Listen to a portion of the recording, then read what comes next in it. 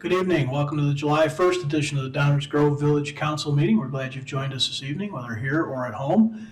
And as is our custom, we'll begin this meeting with the Pledge of Allegiance. I pledge allegiance to the flag of the United States of America and to the republic for which it stands, one nation, under God, indivisible, with liberty and justice for all.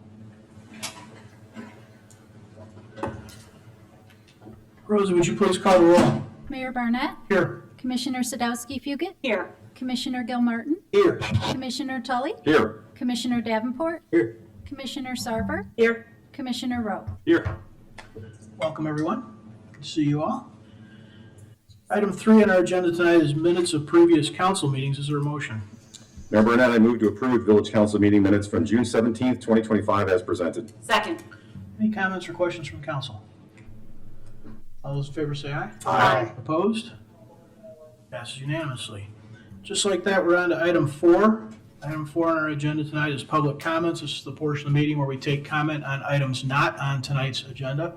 If you have comments for other items on the agenda coming up, there will be opportunities at each agenda item. So if anyone has a comment on items not on tonight's agenda, please let us know. Come on down to the podium.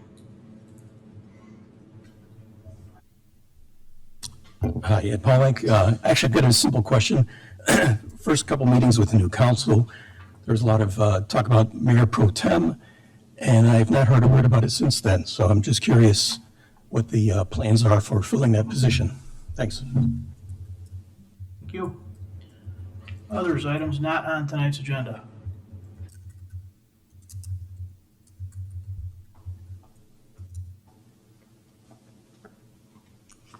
Hi, I'm Ann Kimpton. I'm at 6900 Meadowcrest, and I'm here on behalf of the McCollum and El Sierra residents.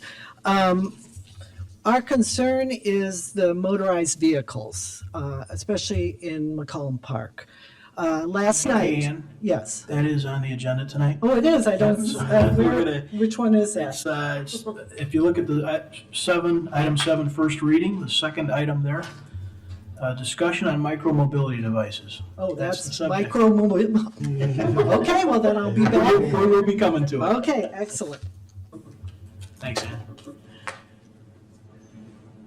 Anyone else for items not on tonight's agenda?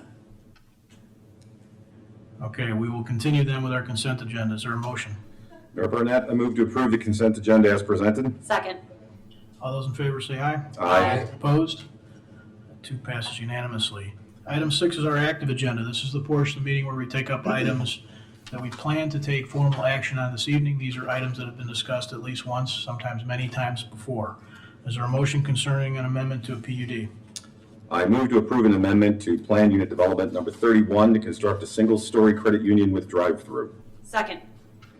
Any audience comments or questions on this agenda item? Council comments or questions? All those in favor say aye. Aye. Opposed? That too passes unanimously. Is there a motion concerning special use? Mayor Burnett, I move to authorize a special use for 1807 Butterfield Road to permit a drive-through. Second. Any audience comments or questions on this item? Council comments or questions? All those in favor say aye. Aye. Opposed? Passes unanimously. Just as a little recap on those two, for those watching at home or perhaps watching this recorded in sometime in the future, those two items were related, discussed at least once or twice before, and generally not without a lot of controversy to this point. Is there a motion concerning a license agreement? Mayor Burnett, I move to approve a master license agreements with Easy Fiber Texas LLC for use of the village's rights of way for the installation, operation, and maintenance of an underground fiber optics telecommunications system as presented. Second. Audience comments or questions on this item? Council comments or questions? Chris, please. Thank you, Mayor. I just want to, again, thank Easy Fiber for their interest in Downers Grove. I would certainly ask them to keep in mind the discussion we had last time and the time before, but I am looking forward to this new technology coming to the village. And again, I would simply just ask, there are lots of concerns that we expressed I hope that they are heard and work through in a way that keeps the residents on your side. Thank you, Mayor. Anyone else? Thank you for that, Chris. Mhm. All those in favor say aye. Aye. Opposed? Hearing none, that passes unanimously as well. Item 7 is our first reading. This is the portion of the meeting where we take up items on which we do not plan to take formal action tonight. These are items that we're either discussing for the first time tonight or perhaps the second, third, or fourth time. But again, these are items on which we do not plan to take formal action this evening. Dave? Thank you, Mayor. There are 2 items on tonight's first reading agenda. The first has to do with an ordinance extending a special use at 5133 Main Street. Stan Popovich has a well-earned night off coming up on this holiday, so you can make a note in your program that his role is being played by Jason Zawilla, planning manager tonight. Jason. So I'm the best you get this evening. Good evening, Mayor, Council. So I will present the first reading for the special use extension at 5133 Main Street. So for the council and the public's benefits, I just wanted to show a quick map here on the area and town we're talking about. So this is at the northeast corner of Main and Curtis. Here is a zoomed in aerial to the building we are talking about this evening. So if you might recall, on May 14th of last year, Village Council did approve a special use for the reinstatement of a special use for multifamily residential on the second story, and there was also a parking variation with this. Per section 28.12.050 of the ordinance, the special use will lapse within 1 year if a permit has not been issued. And this is just a layout of the proposed improvements that were going to be made to the second floor of this building. And then there's the reference that I just made. So they have experienced delays, the petitioner, in getting readily available electric. So they're still working through that. They have been working with staff through the permitting process, but they did last month ask for an extension of 6 months. That is allowed per our special use ordinance that we have in the village ordinance. And then with this request, this will be the first request for that extension. And they will have until November 14th of this year to have the permit issued. And as you might recall, permits are, once issued, are available for 1 year after that issuance. That does conclude my presentation. If there's any questions for me, I'd be happy to answer them. Thanks, Jason. Any audience comments or questions on this item?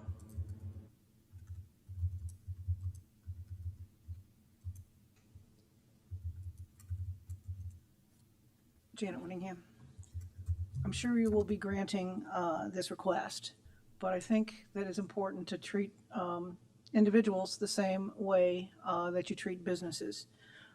It is a year to get electric for a 5-unit apartment building in the downtown in the village by real estate professionals. It doesn't ring true. And typically when individuals come up and address you, they get a back of the hand of you knew what you were buying when you bought it. Well, certainly these real estate professionals knew what they were buying when they bought it.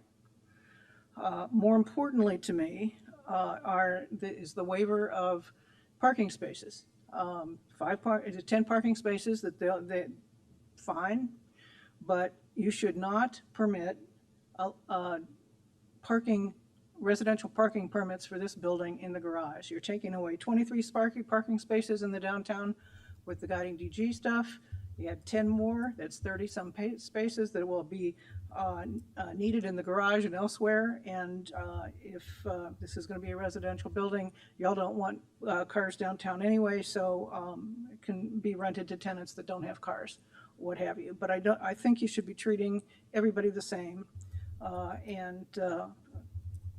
That's the point. As I said, I'm confident that this will be granted, and if it's a non-automobile residence, fine. It probably is a good use. Thank you. Other comments on this item? Council comments or questions? Bart, please. Thank you, Mayor. First request for extensions of special use permits, which this one is, are fairly routinely granted, often without any showing of any cause. I don't see that this one's any different. The reason was given. One can quibble with it, but the first extensions are routinely granted. We've done that consistently over decades. I have no problem supporting it. Others? I'll just add to that, the idea of treating businesses and individuals the same is one that frankly we all hold pretty dear up here, and that's exactly what's happening. I'm not aware that there's been a request for such an extension denied, at least since 2009. There are a variety of things that do happen to people in their situations over time. Sometimes things go faster, sometimes things go slower. In this instance, we actually have in the materials available online some details about what happened here. And I'm confident that not only is that a reasonable request based on that, I'm also confident that none of the material components associated with the decision to grant the special use have changed in any way. I think this is entirely reasonable. Others? Okay. We have one other item on our first reading tonight, that is this discussion of mobility devices that we just mentioned a little earlier. We're going to treat this just a little bit differently. We're going to treat it a little bit like we do LRP. So what that means is simply an order thing. We've gotten a lot of emails from people. We've gotten a lot of direct input from people. As you probably know, if you're following this is not unique to Downers. Elmhurst is working on it, Hinsdale's working on it, Lyle's working on it, Glen Ellen, Winfield, Wheaton, etc. So there is a lot of input available. It is all generally in the same vein. People are worried. It's a safety issue.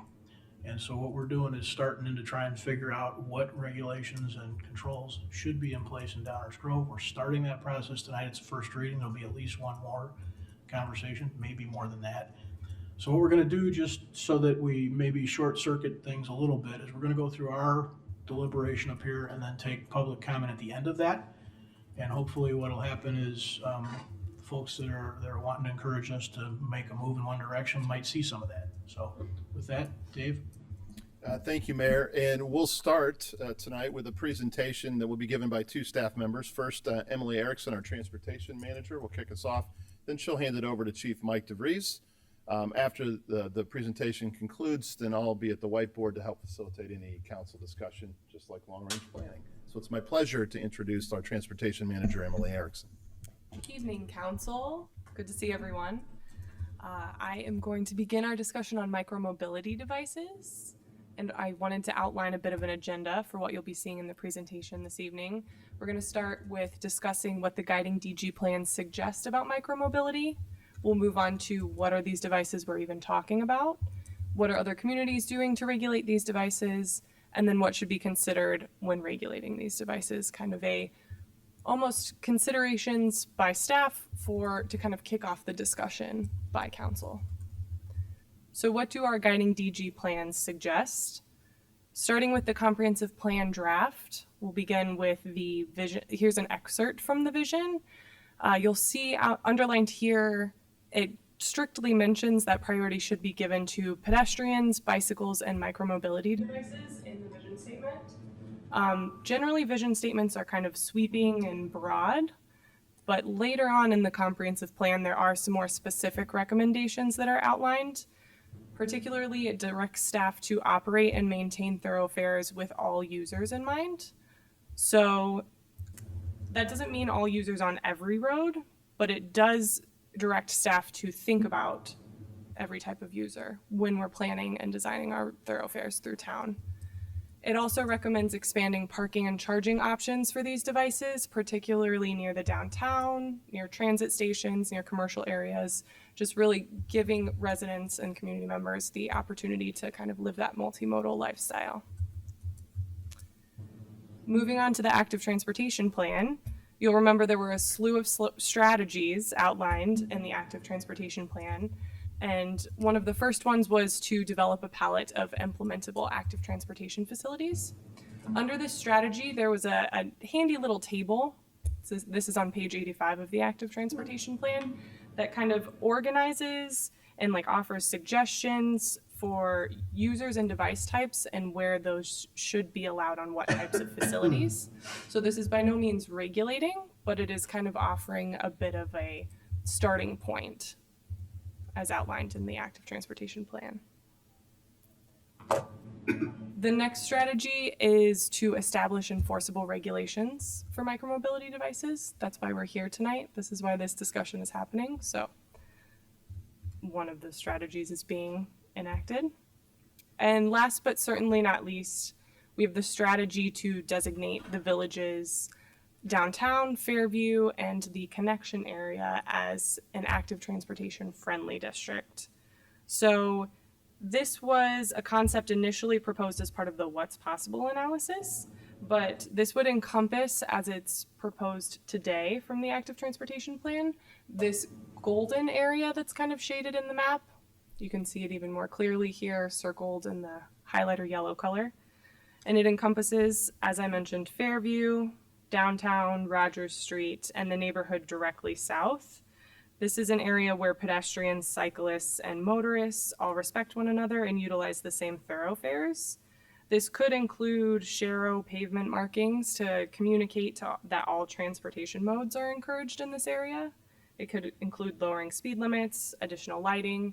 These are all regulations that we would look to council to begin to craft and think of.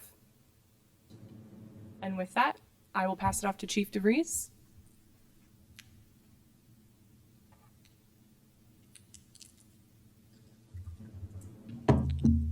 Hi, good evening, Mayor and Council. I decided to use the podium here so I can try and address you and read a little bit of some of the things that you're looking for a little more detail on. I'm not a micromobility expert, but I'm going to do my very best tonight. So as Emily mentioned, I'm going to cover some of what are the applicable devices that we're talking about, along with some of what our neighboring communities are doing, and then consideration of each of those devices. And after we go through those considerations, I'll bring the chart back up to show you exactly what those neighboring municipalities are doing.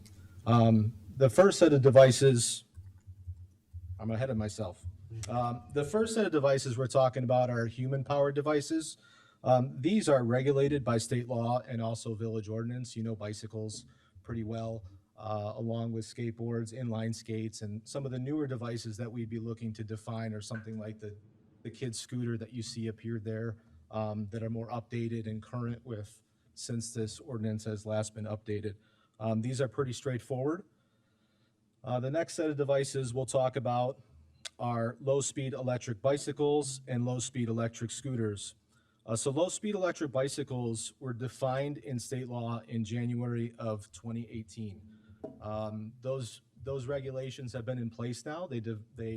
They classify those bikes in 3 classes, 1, 2, and 3. I'll get into those in a little bit.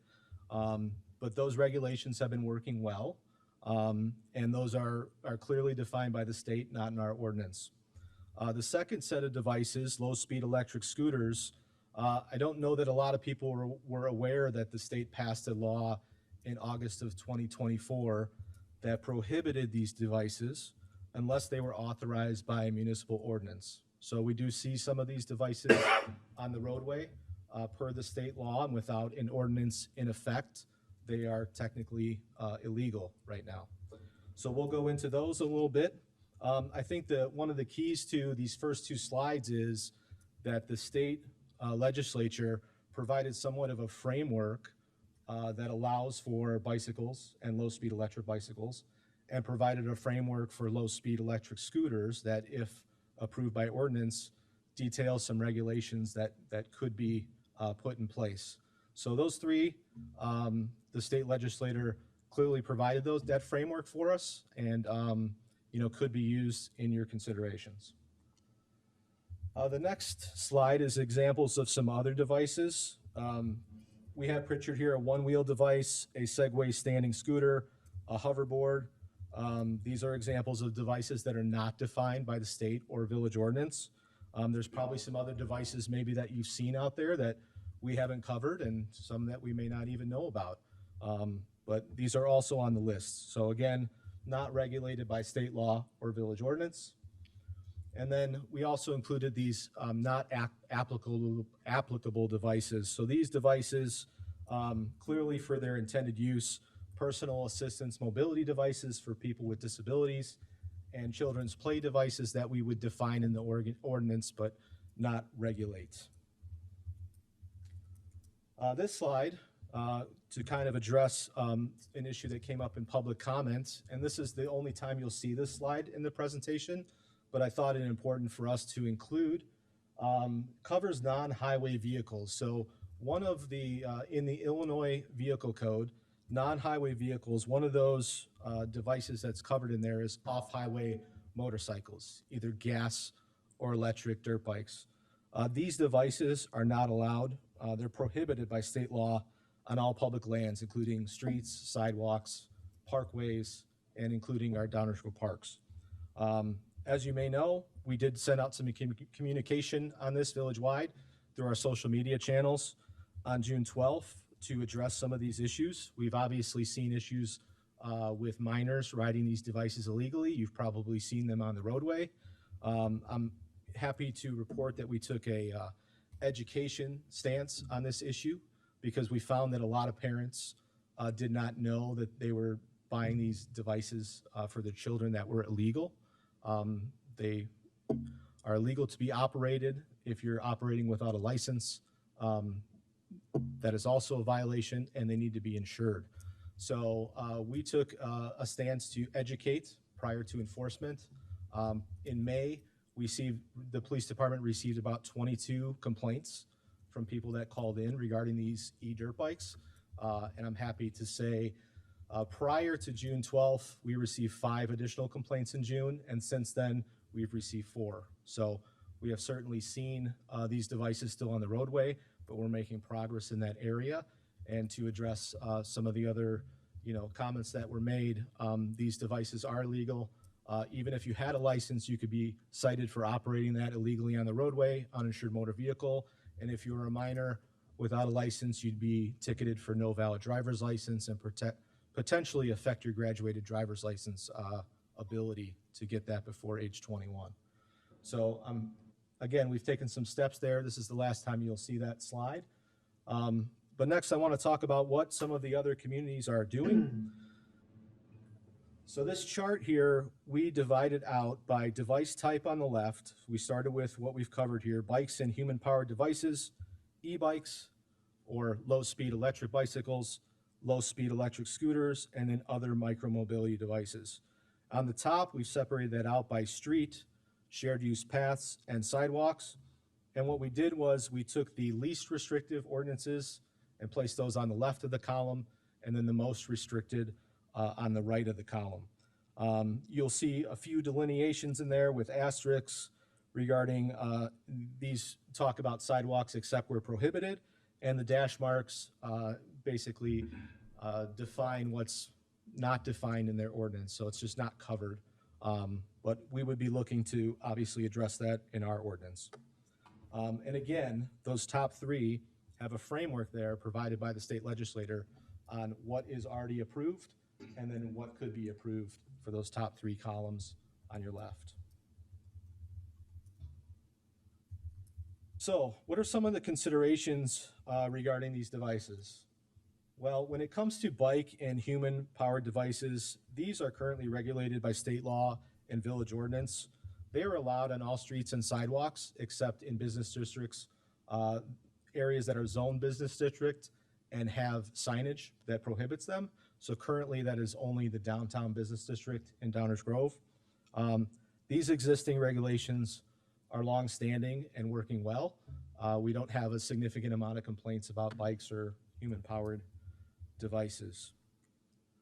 If you look at the chart there, there you go. The very top column, you'll see that most of the municipalities have stayed consistent with what the state law says on this topic, with the exception of Burr Ridge, which is the most restrictive. And again, well-standing regulations that been in place for a long time and working well from the police department's perspective and I think the community's perspective. The next consideration we'll talk about is low-speed electric bicycles. So these are currently regulated by state law. Again, that state law was passed in 2024.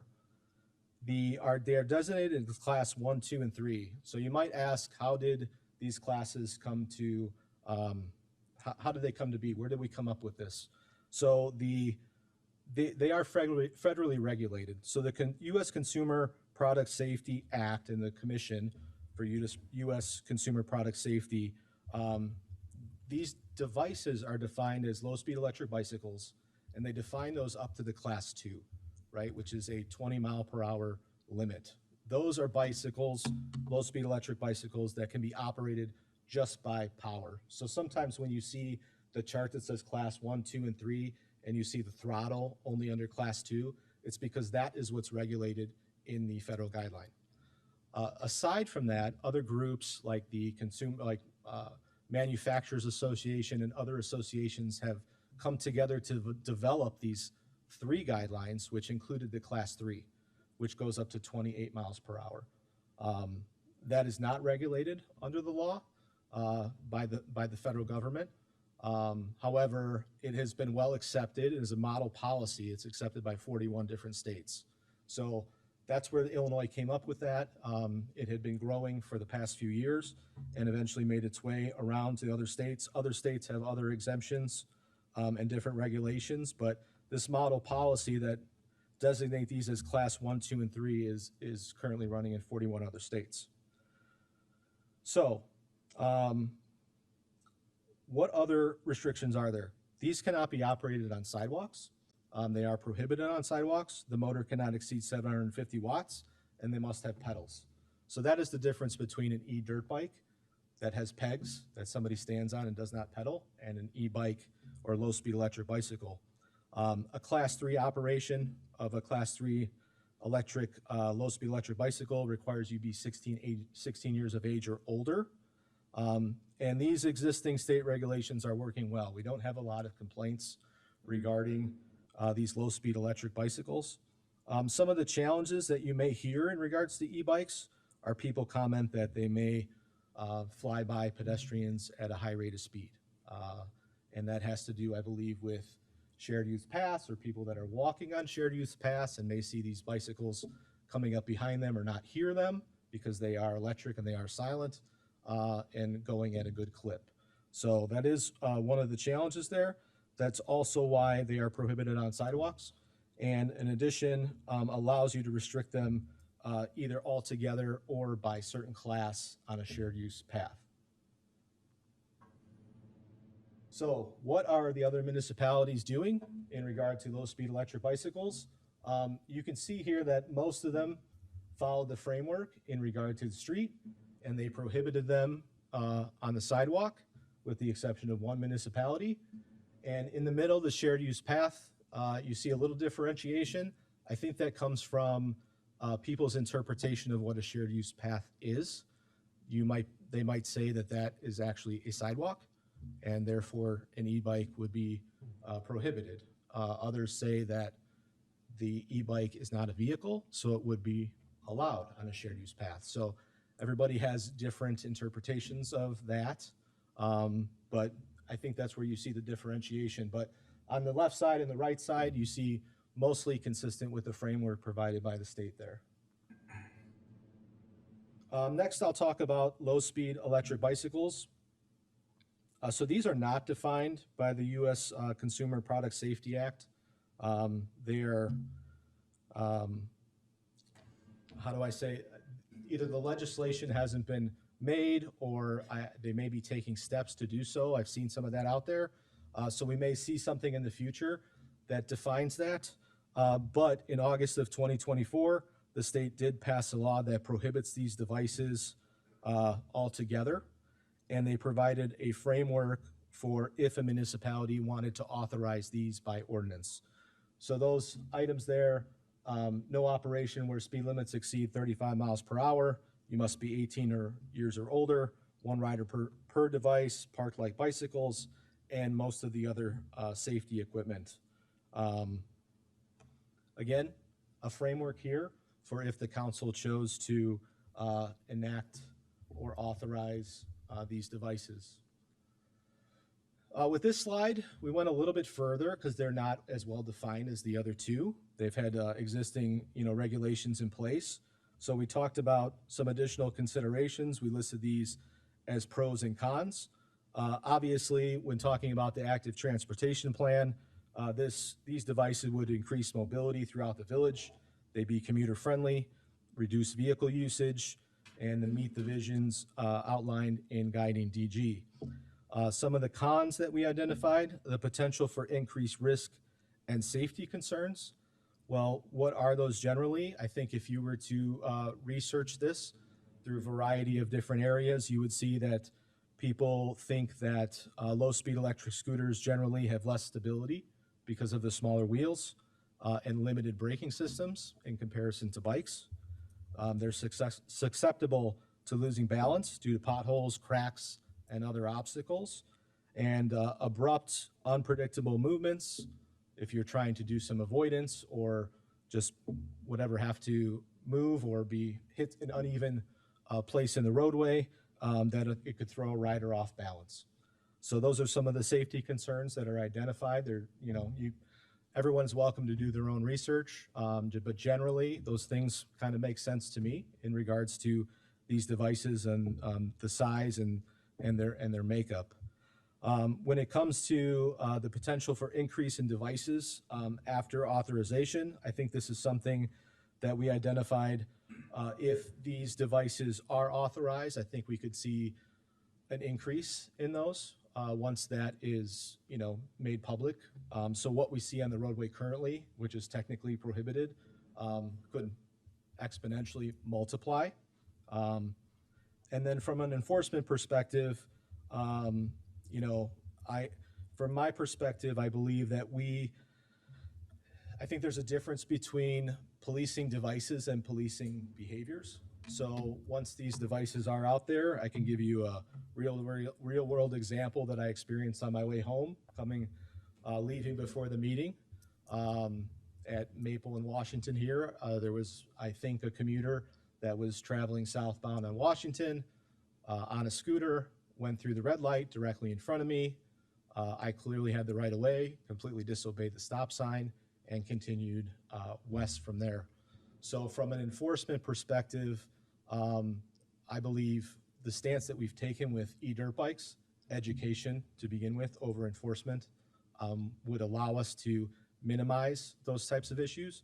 But once those devices were authorized, then we would be in a position of having to police their behaviors, which I think would be more difficult. So you can imagine an officer, being challenged with trying to make a U-turn at Maple and Washington to stop that person, to then potentially issue them a ticket for disobeying a stop sign, versus maybe if we see one of these devices out there, like we have seen with e-dirt bikes, stopping, educating the parent, and trying to gain some compliance there. So we have seen some success in doing that with e-dirt bikes. So in regard to policing the devices versus policing the behavior, I think devices would be easier.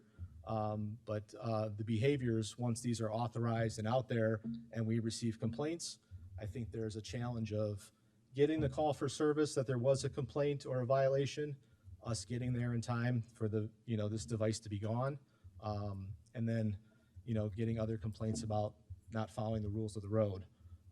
So there could be some difficulty in enforcement there, but I want to be very clear that whatever direction the council decides to go, we will work toward enforcement, and do the best we can as to making these rules apply, like we do with everything else that that we've come across in the last few years.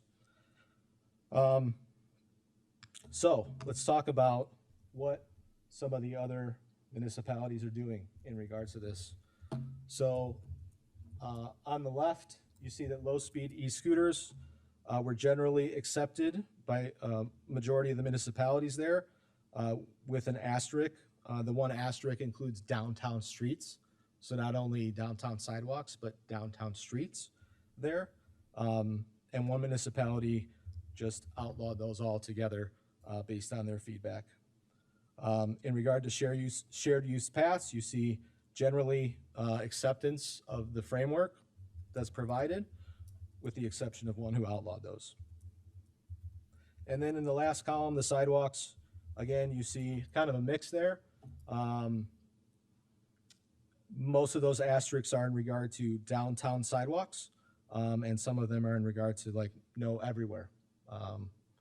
So you have a kind of a mixed bag there. But again, those top three, there's a framework there for you to work off of. When it comes to other mobility devices, there's varying opinions. I will say, talking about this issue in regards to all these devices, I think everyone approaches the conversation with a different lens. If you were trying to implement the active transportation plan or increase mobility, you see that from a different lens than myself, who sees that from a compliance, enforcement, and then, responding to accidents or injury type lens. So we've seen that everybody has varying opinions on these devices and their expectations and usage. Clearly, there's not, any framework or definition for all these devices, but something that we would hope to define in our future ordinance. And I think that all of the same pros and cons exists, for these devices that do with e-scooters. Obviously enforcing compliance, or, if somebody were on a unicycle or a hoverboard, making a traffic stop would be somewhat difficult, and maybe educating somebody over, hey, this is not allowed. So again, you'll see the same results here from the low-speed electric scooters. I think these apply to these devices as well. And I think the other thing I'll mention, I mentioned it once already, we've taken a stance on education over enforcement initially, because I feel like people weren't aware and still aren't aware of any of these laws. We would hope to take the same stance and then move towards enforcement, but by potentially eliminating some of the devices on the roadway that weren't allowed. And ultimately, I think what we're seeing is an increase in device usage by minors who don't understand the rules of the road. And we'll take steps to address that as well, because, there's potential for some serious injury if they don't understand how to navigate around vehicles and things along those lines. So at this point, I'd like to turn it over to Manager Fieldman for some discussion, and I'm available for any questions that you might have. Thanks, Mike. Check. Yes, thanks, Doug. That's good. A lot to take in, right? We've all been talking about this to the active transportation plan for a while, but this is our first deep dive into the details of operations. So as we go through this, we thought we'd just use the whiteboard, which is set up just like the table that people can see on the screen. There's blanks for Downers Grove. As we go through this, we have resources here. Chief DeVries is a resource, transportation manager. Erickson is a resource. And so that's what we just want to do is I'll do my whiteboard thing, try to get feedback from the council. And remember, this is the first step in drafting an ordinance. So whatever ends up on the whiteboard is the first cut. And then we come back with an ordinance, and the council could see details and maybe make adjustments based on what you see as we go further down this process. So to start us off, if we were to follow the state regs on the framework that Chief DeVries talked about, for the bikes and human-powered devices, the state law would suggest that we would be yeses to on the street, on the shared use paths, and on the sidewalks. Similarly, if we were to follow the framework on the e-bikes, there would be yeses in a couple places and perhaps a no here. So, because the state law prohibits the e-bikes on the sidewalks. So I'll start there with just that as a starting point for discussion, human-powered and e-bikes, and I'll turn it back over to the mayor for council discussion. Thanks, Dave. Just to kind of double down on Dave's opening comments, what we're going to do is begin a discussion here that may result in an ordinance. So that's far more than a graph or a table. Every one of these municipalities that's listed up here has quite a bit of ordinance behind whatever gives them a Y or an N in these locations. So we're going to try and figure out what fits for Downers Grove and what matches our values and expectations as a community. That's what we're going to start down today. It won't be the end today. I'm thinking we should just start and kind of work through the list and talk with have the council talk first about the bikes and human powered. On the streets. Yeah. Chris? Yeah, just a couple of clarifying questions on that. We currently have ordinances that speak to these, correct? We do. Okay, so Bikes, yes. human, Bikes and sorry, human power. sorry. We're talking about the first one, my apologies. Yep. Bikes and human powered. We already have regulations in place for those, for each of these, correct? For bikes, and this, Yep. running this way, yes, that's my understanding. And would the current regulations reflect what Manager Fieldman just put up? Why? Yes. Okay. So the Y has our Y has an asterisk for sidewalks, right? Where signs Yeah. are Yeah, so I should prohibited. put then the In downtown. a business district, we could Yeah. put up signs prohibiting. So if we're starting with this one, sounds like our regulations are already working well. I don't see any reason to Yeah. relook at. For these human or power. spend Yes, for- just for that top line. We're starting at this one, human powered. My I'm position good with that. is, I feel like we're in good shape. Yes. Chief DeFreeze said it seems to be working, so Yes. not sure. Do we have any additional insight into Burridge's decision? I do not. So it seems like such an outlier. Yeah, it's strange. No real. Well, and that was another Yeah, go question. ahead, Chris. Sorry, that was another question I had was, is there a specific reason why these towns were selected to, like, are these 4 towns ones that have gone the distance? Yes. Okay, Yeah, we should probably clarify that there's a lot of towns working on it already. Yeah. These communities are nearby, they're in DuPage County, and they have an ordinance on the books, so they're just a little further along. There's handfuls of other communities that are about the same place we are. But that's why we picked those. There's probably another couple we could have picked, but we were familiar with these towns, and they already had their regs in the books. Tammy, where you want to? Yeah, frankly, from living in the city for years and being a new council member, I'm surprised that Burridge is the outlier on this.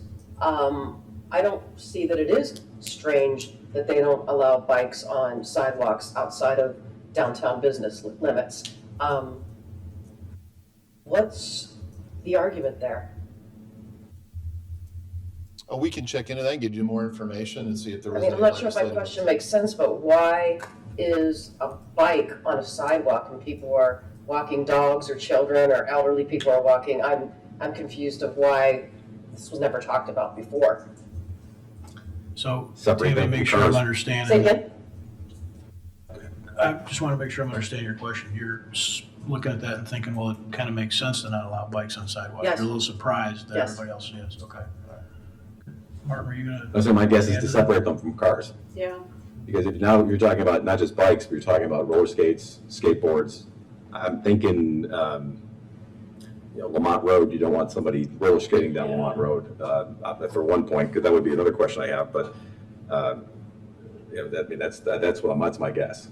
and where else would a 7-year-old ride their bike? Well, right, Yeah, that's why it's prohibited in areas like that's why it's prohibited in areas like downtown Downers Grove, for example. That would be like our city, essentially, right? Like, it's prohibited there, but not in, little suburban area, you know what I mean? Like little pocket neighborhoods. once all the bike trails are in, it won't be an issue. Exactly. Bridge over Ogden too, right? Maybe in our lifetime. All right. Any other, and we'll see if we can learn a little bit more about Burridge's decision-making process. Any I'd be other interested in that. comments on that first line? So following what Chris was saying, Yep. yes, Yeah. yes, Yep. yes, existing regs. Yeah. Okay. Okay. So in the e-bike world, Chris, to your point, a few people have farther down the line than we are, Mhm. probably than most are. It looks like there's a lot of commonality here too, really. Again, based on that framework that Chief DeVries talked about, the state law, I believe, says, yes, you can ride them on the streets. No, you can't ride them on the sidewalk. And then you heard Chief DeVries talk about interpretations come into play in each town. Is it a vehicle? Is that a sidewalk? Those kind of things. So on the e-bikes, these are the low-speed electric bikes, right? That's, if we're trying to match up with the slide. Low-speed electric bikes, correct. presentations, low-speed electric bikes. And there's multiple classes and multiple speeds, right? So e-bikes on a sidewalk, just to use Glen Ellen as an example, that's, if I'm reading this right or understanding the presentation right, that'd be, at least in theory, people up to 28 miles an hour on a bike on a sidewalk. Yes. It's possible. You do have to read the details of the ordinance to get a complete understanding, so I don't want to speak for Glen Ellen at that level of detail, but our interpretation in general was it's permissive, low-speed e-bikes on the sidewalk. I don't know if we took the deep dive to say that they regulate by class a little differently. They might have, but generally we read that as a yes. Yeah, my reaction to that is it's awfully fast. Yeah, and that level of detail is something that, once we get general direction for, if that's something you want us to break it out a little bit, when Enzo and the team draft the ordinance, we could tweak that as well. Well, one of the things that comes up here is, policing behaviors versus policing equipment, right? We've certainly got bikers in town who are more than capable of driving 30 miles an hour on a pedaled bike on a sidewalk. And so that's where I think there's some awkwardness to the whole thing. We're sort of assuming worst case behaviors and then defining device acceptability, which is funky. Chris? Yeah, I think I would need to understand a little more about the classes. I don't think, I would never define 28 miles an hour as a low-speed bicycle. But I think there's something into the classes that I feel like can help us drive that. And then I guess the other question I had, I don't know if this is possible, but are there any visual indicators that an officer could see a e-bike and understand what, other than them zooming by them at 28 miles an hour, that would identify the class? Let's just say that. Are there any particular visual indicators? It's just the labels on the bicycles. They're required to maintain those labels. But these are not something you could see a kid whizzing by. You'd You have to actually go physically to inspect the bike. And, the bike with the actual label. okay. Those labels are required. Yes. And for the bike nerds, they're on the down tube, so they're you have to really be looking at the bike to. Yeah, to me, that's the tough part, is the enforcement. How do you know? And then I also know, because I have a 13-year-old kid, that there are ways to limit certain classes or to unlock certain classes to faster speeds. And so, this one is a little trickier. Any thoughts on the class ones, the truly the ones that I think most people consider low speed? I think it's the other ones that can get the higher. Any initial thoughts on those? Yeah, I mean, from my perspective, I am a hard no on the sidewalk, regardless of class. It makes no sense to me that those should be on the sidewalk at all. That is too small. And honestly, given the size of the shared use paths that we are considering now, I'm a no on those as well. I know that we have plans in our active transportation plan in the future to potentially have wider paths, but we always have the ability to revisit this once we start to put more in. As of now, the ones that we're looking at are only 8 feet wide, and to me, that's not wide enough that I'm comfortable putting them on a shared use path either. And if there's no way to easily identify if these are going to be a class 1, 2, or 3, people are not going to say, oh, I have a class 2, I'm not going to go on a shared use path. I think it's much easier just to say no. I did see in our materials on, I think it was page 7 of our materials, where our active transportation plan, we talked about recreational trails being 10 to 15 feet. If we ever get to the point where perhaps we start to put those into place, I would be comfortable potentially allowing them on those, but I don't think we're close to doing that in the near future. So I am personally a yes on the street, because I think these are incredibly useful devices for commuting with fewer emissions, but I'm not comfortable putting them on a shared use path or on a sidewalk as of now. I agree. If you're putting initials places, Dave, don't put mine up there. Yeah, I have, Chris and Bob's initial comments, at least to now, is just really getting a deeper understanding of the classes and how they might relate to regulations. Yes. And this idea of unlocking different speeds, something to look into. Struggling a little bit, I think, probably along the lines of maybe what Chris is thinking. You know, if a person's, back to the behavior and devices, the physical nature of this thing is just, it's a bike. It's not a dirt bike, it's not a mini bike, it's a bike. It's pedalable, right? By the state definition, it has to have pedals. And so a person could certainly operate that in a way consistent with other bikes that we allow in lots of places in town, on sidewalks.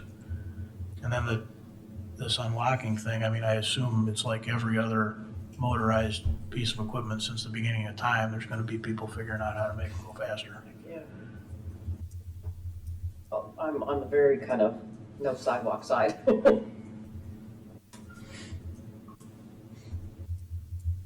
Any thoughts?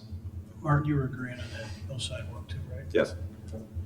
I captured, Martin, I don't want to misinterpret, I have you down as okay with generally e-bikes on the streets, no on the shared use paths, no on the sidewalk. I agree with exactly what Commissioner Stowski, if you could said. Mike? I'm also a yes, no, no.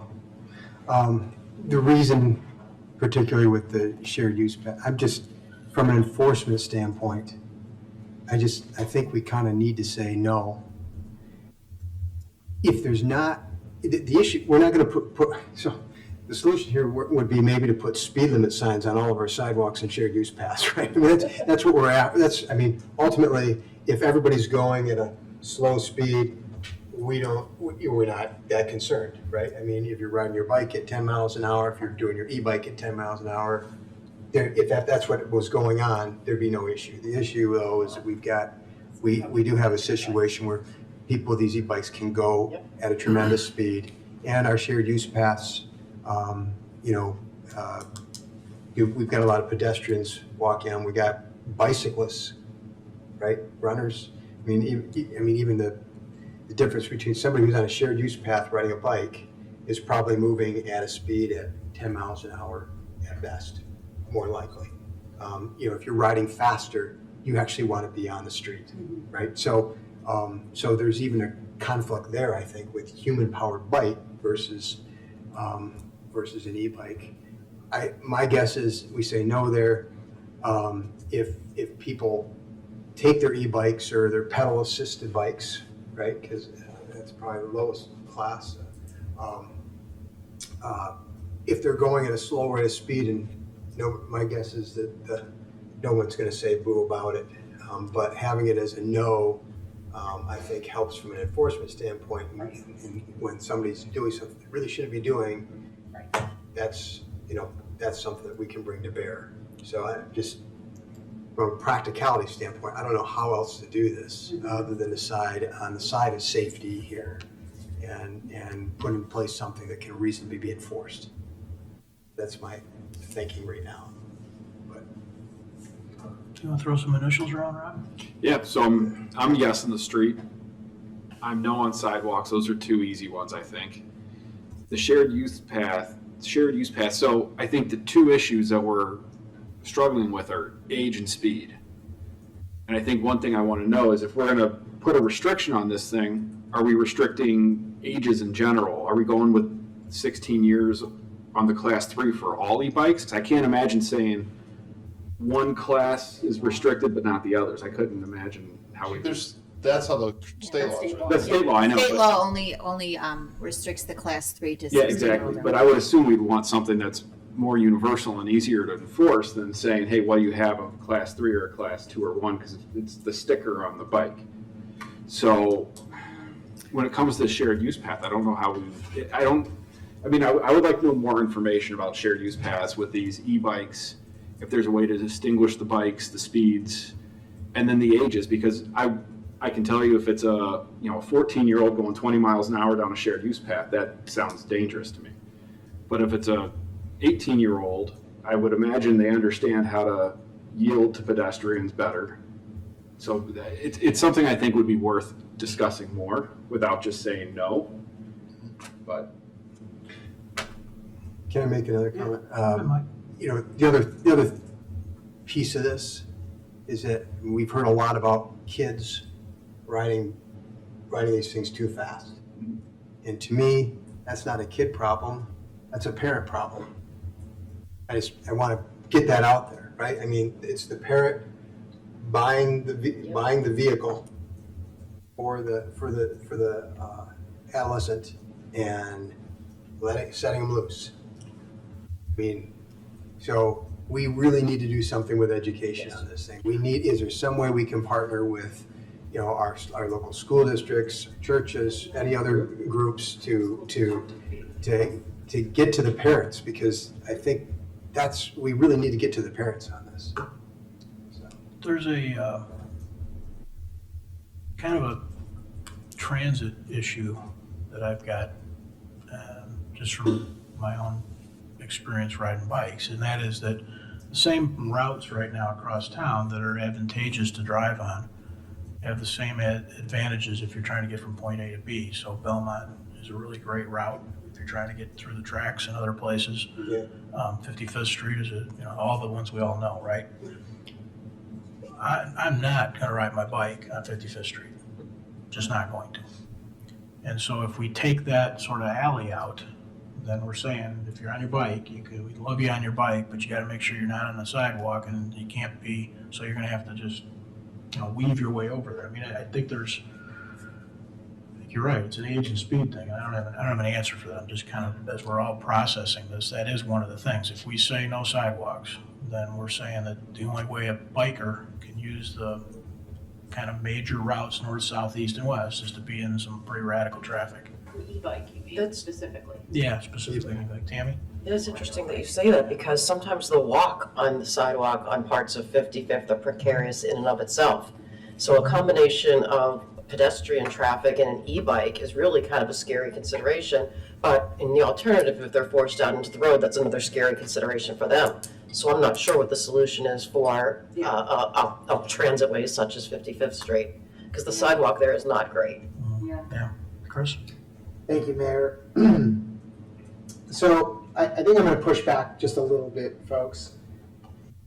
I think we're conflating a bit these e-dirt bikes with these pedal-assisted bikes. Yes, the 28 miles an hour makes me nervous too.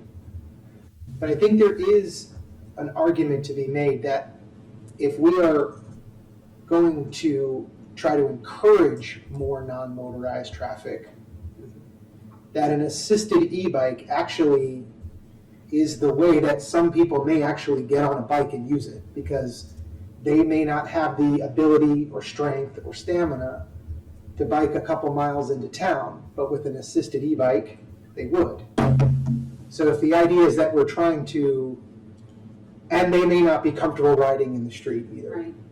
So what I first want to say is, let's not make sure that the comments we're getting about the totally prohibited bikes, the dirt bikes, the electric bikes, are muddying the waters on some of this.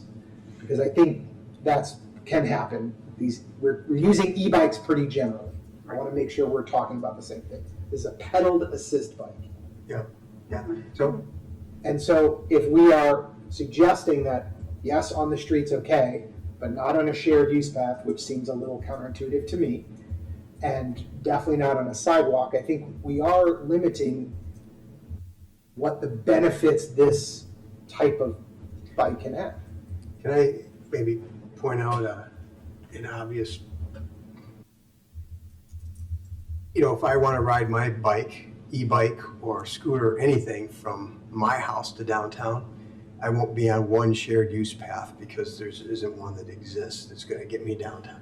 And I think that's, for the most part, the majority of our town right now, right? So aren't we kind of spending a lot of time talking about something for the future? Well, sidewalks are everywhere. No, but we're talking about shared use paths, because you're not gonna get me off the e-bikes on sidewalks. I'm just gonna be a no. I hear you, but I'm just a no. And like I said, if somebody's using their pedal assist on a sidewalk, and if they're going at a slow rate of speed, I doubt that our law enforcement folks are going to be driving around looking, hey, you know, and if you try to go class one's okay, class two, they're gonna stop everybody that they see just to check and make sure that this isn't a class two or this isn't a class one. I mean, from an enforcement standpoint, I think it's gotta be. When we set ordinances though, guys, what we're doing is we're setting out expected behaviors. We can't set an ordinance out and say, we think this helps us solve a problem, and some people will not do it, and we probably won't enforce it. That's not. I hear you. We're setting out an ordinance. This is what we expect people to do and how we expect them to create the environments we want them to operate in and how we want them to operate in those environments. Just make sure we understand that. We can't sit up here and say, we think it's a good ordinance, but we probably won't enforce it here, there, or a couple other places. If that's the rule we think it should be, that's the rule. I'm seeing a majority of my colleagues saying no on a shared use pass and no on a sidewalk to e-bikes. I'm not at that point. It sounds like Chris might not be there either, but I'm also think I'm hearing 5 other people who are pretty firmly there, so. Well, I just also want to underscore something else that Leslie said, is this isn't for all time. As things change and develop, we can always. Yeah. So I'm also not a kind no. of future-proof here. I'm not a no on the shared use path either. I'd like to know more information, but I also think flushing out details about ages and speeds would be helpful too, because I think it makes a big difference if we're talking adults on the e-bikes going 20 miles an hour down a shared use path versus a 12-year-old. We had 31 complaints in May and June, right? I think was what my math was, 22 in May and 4 and 5 in June. Can we get some, doesn't have to be tonight, can we get some characterization of those? I mean, are those all 12-year-olds on what are electric dirt bikes doing wheelies down Main? Those were all the off-highway motorcycles complaints. So it's not Yeah. adults on pedal-assisted bikes? No. Or kids on pedal-assisted bikes. Or kids on pedal-assisted. Can I build off of Mayor's question? So I think there might be a little bit of disconnect because, Chief, you were reporting that in this last month, there's only been 4 complaints. But if you look at social media and some of the people here tonight, I think there's a whole lot more complaints that aren't reaching your ears. And so I think that's important to understand what that disconnect's about. Because I'm seeing a lot more than just 4 people complaining about incidents, and they're not the same incident. There's several different incidents that have been mentioned. Yeah, in fact, I saw on Saturday night when I was at, or I guess it was Sunday night at McCollum Park at the my daughter's All-Star game, there were kids on motorbikes that were riding through McCollum Park. I'll have to make my 2 reports later. But again, yes, it's not, I'm not. Yeah, but under any circumstances, that's not Fully gonna aware, happen. we are not talking Okay. about that. Fully aware, Well, we're not talking about I feel like it is getting a bit conflated. And It is, I guess, yes. maybe asked this way. Commissioner Sarver was looking for some information on why Burridge said no. I would like some information on why Glen Ellen and Hinsdale and Lombard all said, why Glen Ellen said yes. Nope, but second. No, next one down. That on was my e-bikes. mistake. Yeah, on e-bikes and e-bikes. shared use path, yeah. I did the same thing. And I'm actually looking at their ordinance, and it says it looks like everywhere except in the central business district. So like bikes. Yeah. Right, like bikes. And there was also something you mentioned, Chief, about throttles. That's class 2. I'm looking at it right now. So theoretically, a class, I mean, we're gonna get this information, but a class 1 may not have a throttle where 2 and 3 would. The class 1 will not. Okay. The class 2 will. Yeah. Because that's the highest that a bike can go unassisted per the federal regulation. So that goes to 20 miles per hour. Okay. The class 3 was something added that's not in the federal regulation, added later between the bike associations and the manufacturers, as this 3rd class could be added that pedal assisted only, no throttle, can go up to 28 miles per hour. So Yeah, okay. that's why you'll see in that chart, if you look at it, that middle one is the only one with throttle. It really doesn't make sense. That's the reason why. That's the highest it can go unassisted.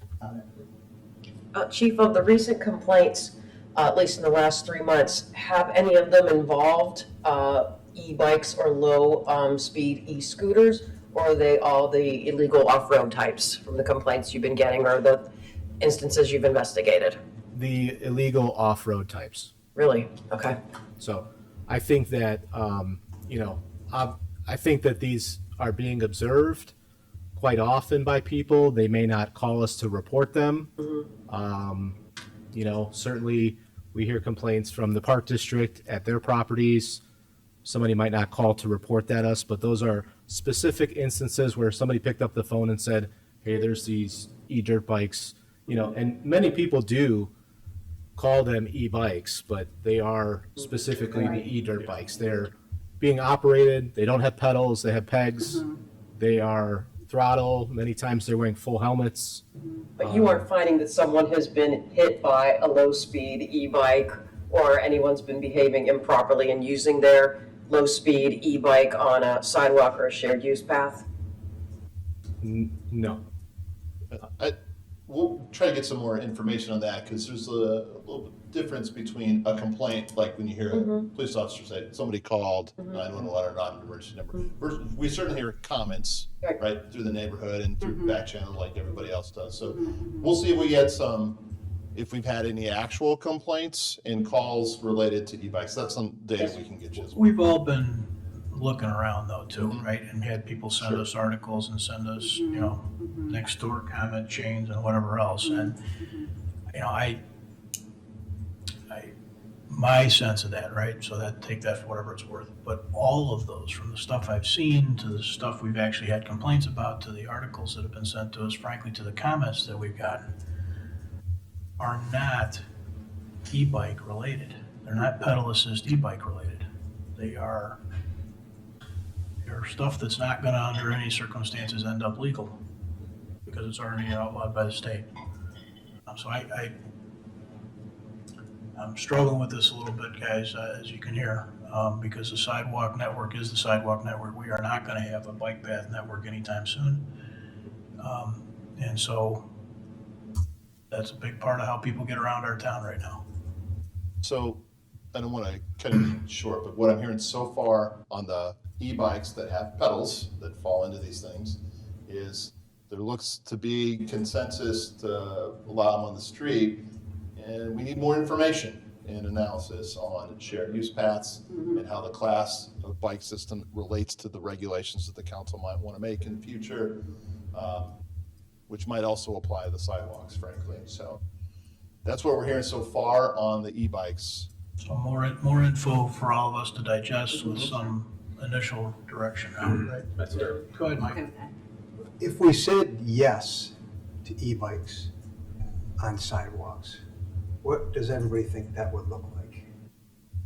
How would you just say, so somebody's riding 28 miles an hour on an e-bike on a sidewalk, that's okay?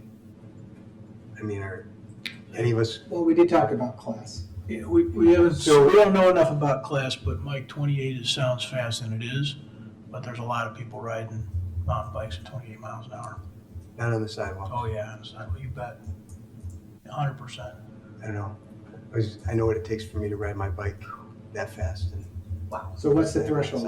Is it 15 miles an hour? Is it 20 miles an hour? This is where I was going to. I mean, the issue is speed, right? Relative to it's low speed, people walking, maybe jogging versus somebody coming by too fast. I think that's what we're at. That's where we're at here. I mean, I don't know how I would how do you set a limit to how fast somebody can go on a sidewalk? And how would you enforce that? I don't know. In our bike ordinance right now, in our ordinance that comments on bikes, the one that keeps it out of the downtown, is there any, wrong choice of words probably, but reckless driving kind of component? Is there anything like that in there? No, if I recall correctly, this is just general statement of riding safer conditions, just the general catch-all. Okay. But there are no restrictions, nothing. Well, I'd say a 3 to 5 foot wide sidewalk is not made for even a bike going 15 miles an hour. Great. And I'll leave it at that. Great. Chris, you look Yeah, like you were about to say something I else. was, thank you. Totally different tangent, but follow my logic here, please. Do we have a voluntary registration system for bikes in town? Yes, in our ordinance, it does provide for that, but I do not believe that's being enforced or we're running that program anymore. It is still on the books. Wasn't that an anti-theft kind of driven thing? You can't, we will take a bicycle registration at the police department, and it is, to the mayor's point, part of an anti-theft type thing where if we know that the bicycle is registered and it's found by a police officer, we can check it through that database. No sticker or anything though, right? I'd have to check with our records department whether or not they take because you can actually do it online, the Okay. same way you enter overnight parking, it's through our database. So if we found the bike, I don't believe there's a sticker. I believe it's just based on your serial number, and it allows us to reunite you with your bike. So I could be remembering this totally wrong, but as a kid in Glen Ellen, I think we could register your bike and you would put the sticker on because it was somewhat of a deterrent. So it was visible for those who potentially might steal it. So I would say, pie in the sky idea, can we figure out a way to put a sticker that's visible that identifies the class of a bike? That's something we could take a look at. Is give you the more information. We get information on classes. And the bikes themselves are labeled with the class. Sure, But we could require it in a but more obvious could we spot. do a red one for class 1, a yellow one for Yeah. class 2, that as you Downers guys are Grove driving by registration. somebody or someone's coming driving by, there's a quick eye check of Black market for stickers. Am I hearing a solution to guidance? I am. I'm just throwing it out there. Yeah, I did. I feel like there's a visual. I did pull up the code, and it does say that no person shall operate a bicycle at a speed greater than is reasonable and having regard to traffic conditions and the use of the highway. In no event shall any person operate a bicycle at a speed greater than that posted for the operation of automobiles or other motor vehicles. So theoretically, if they are on a residential street that's 25 miles an hour, they shouldn't be going more than 25 miles an hour, even if they're on the sidewalk. Yes. Yeah, sidewalk. I'm telling you. I just don't, I think this is an enforcement nightmare. And I don't see where there's. But Mike, don't you think we already have It is, but at class least we'll 1, provide 2s, and information. 3s riding on sidewalks now? Yeah. Probably. I guess if I heard that there was 33 cases of people complaining or issues or accidents with these pedal-assisted bikes, I would maybe take this a little more, like, I would have more concern about it. Just, it seems like the issue is not with this type, so.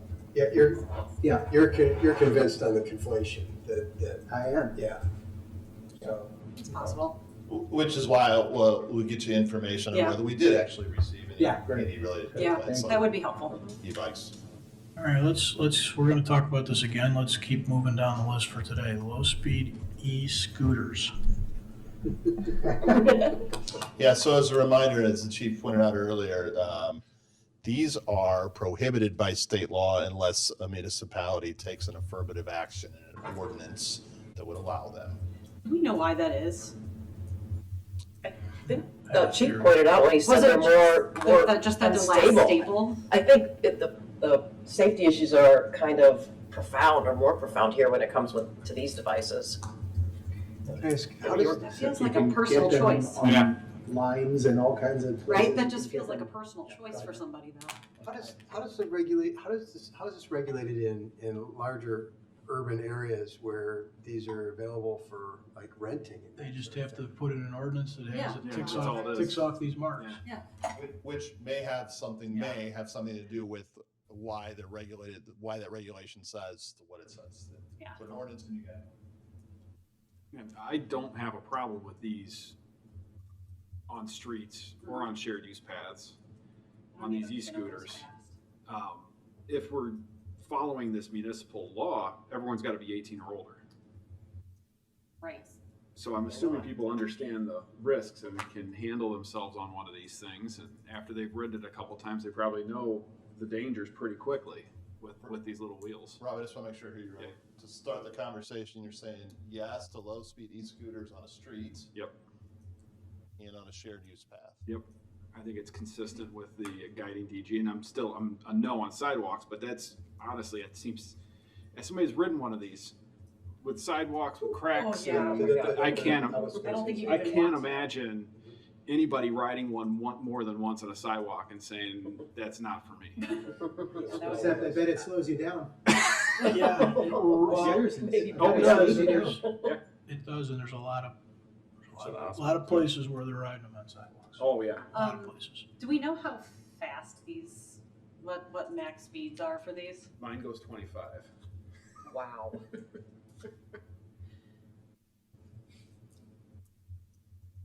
I'm a yes on all three on this one. Yeah, I'm honestly I fine think with I am this one. too. I'm actually okay with this one. If you have to be 18 to purchase this one, I'm fine with that, because the instant you see a kid on it, you can essentially do the education on it. Still writing RTVs everywhere. Leslie, you were. I'm fine with that too, because this can be an educational campaign. If you have to be 18 by state law, this can just be an education campaign to say kids can't be on these. CG too. I'm still a no on the sidewalk. I mean, I feel like you go 25 on a sidewalk, you're gonna learn real fast. It's a bad idea.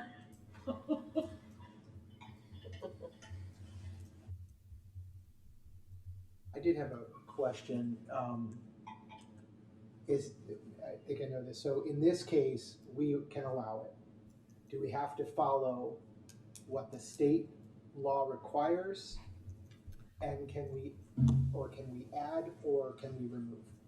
So generally, with the Illinois Vehicle Code, we follow the state law. We can be more restrictive than state law as a home rule municipality. There has been, obviously, as you see, Glen Ellen, an argument to be made to be less restrictive on the e-bikes with the sidewalks. But generally speaking, with the IVC, we can be more restrictive as a home rule municipality. But theoretically, could we be less restrictive? We could, but we'd have to make an argument for that as a home rule municipality as to why we are unique in that regard. Dave, you can flip me to yes on sidewalks too for this, because I agree with everyone's consensus. If it's 18 or over, we're following the state laws. I mean, it's, Ironically enough, not to go back to e-bikes, but those are not allowed on sidewalks. They are not, by state law, they are not allowed on sidewalks. Glen Ellen is an outlier on that regard. Yeah. Still like it. I'm from Glen Ellen, so.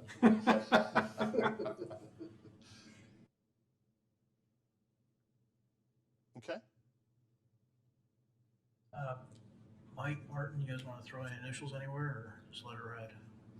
I get the age restriction on the e-scooters, but I'm still not a fan of the sidewalks. I'm a no on the sidewalks. I'm a yes on the others.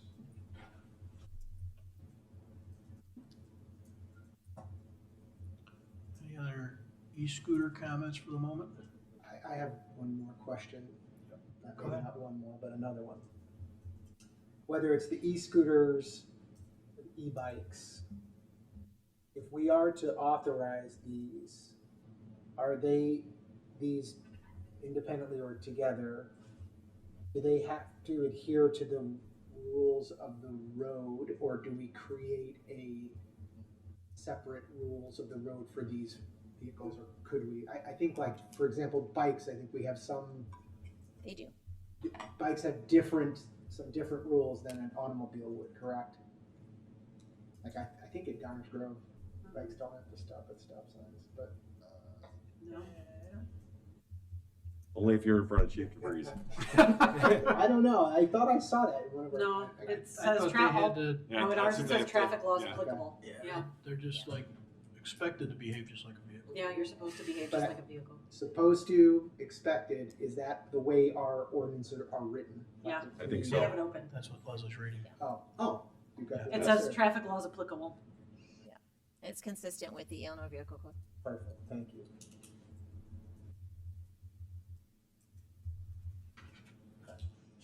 Which leaves the category of other micro mobility devices. And if I remember right, there's no framework suggested by the state on this one, correct, Chief? Right. Not defined by state law. So what does that exactly mean in terms of folks' ability to use these currently? If there is no law restricting use, is that right? That's, Or defining them. So first we'd have to Currently- define them in our ordinance and then, But a Segway, a one-wheel, these do not have any laws that someone riding them could potentially break. some places have minimum speeds, right? Some county and state roads have minimum speeds. Minimum. Minimum speeds, yeah. for these devices. No, I mean just in general. Oh, in general, some other municipalities, some other agencies may have regulated There's them. some state and county stuff that is minimum speeds.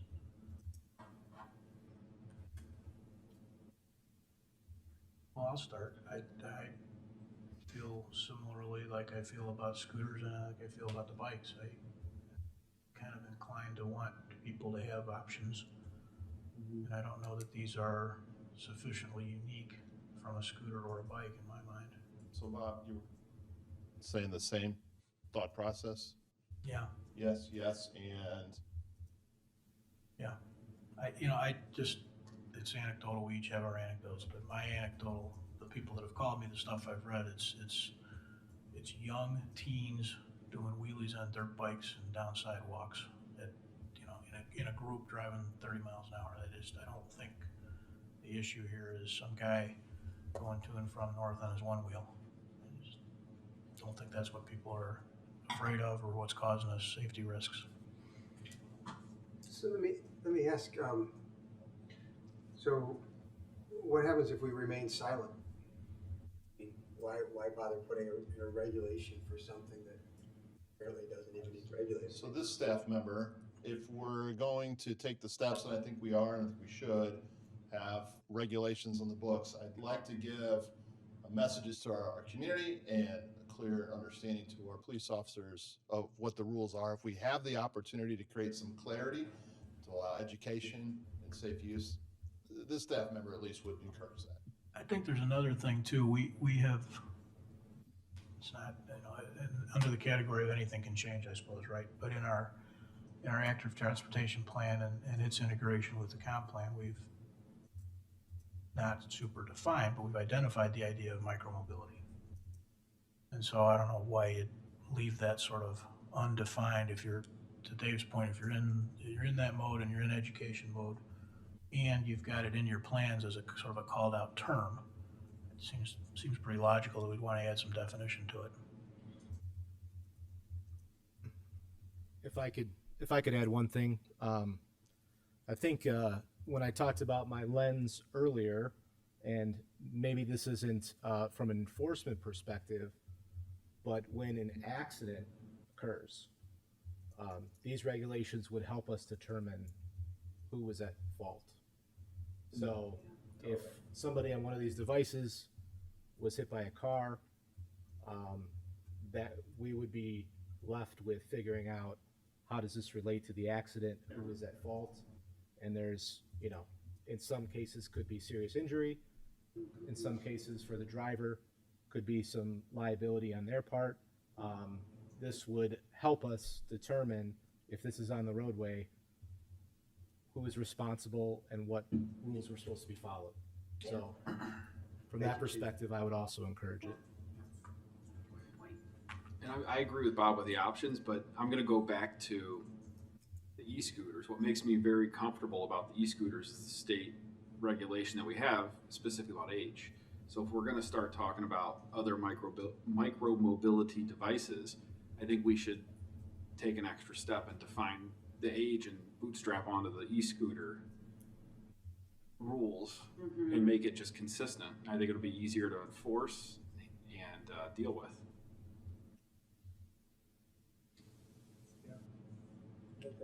I agree with that. I agree. So a lot of, yeah, okay. Yeah. I'm just gonna, everybody, No, everybody except me. except RTV. Yeah.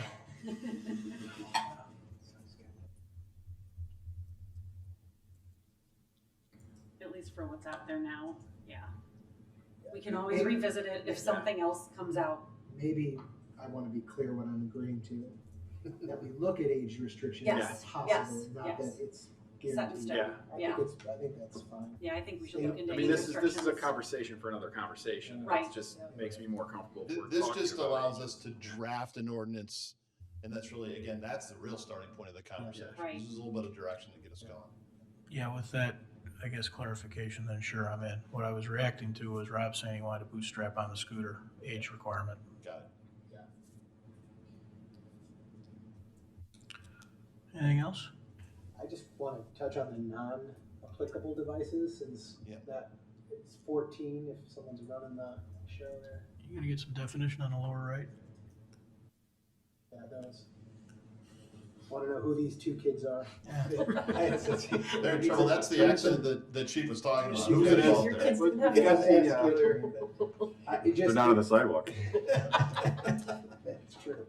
The comment here is not regulated, to be addressed in a future ordinance. What We does would that mean? define them and make it clear that these Okay. are not subject to those restrictions. Okay. Okay, I just. The one in the top left-hand corner just brings to mind that Seinfeld episode. Yes, I was thinking. I do have a neighbor that daily will motor past our house back and forth on the street quite safely. Mike? Yeah, if I just might add a little bit further, so we were asked tonight to kind of give our thoughts where we're at right now. So I'm still open to hearing and learning. Something that I keep grappling with is the fact that I've got sidewalks that were really made for one thing going back so many years and how we understood that.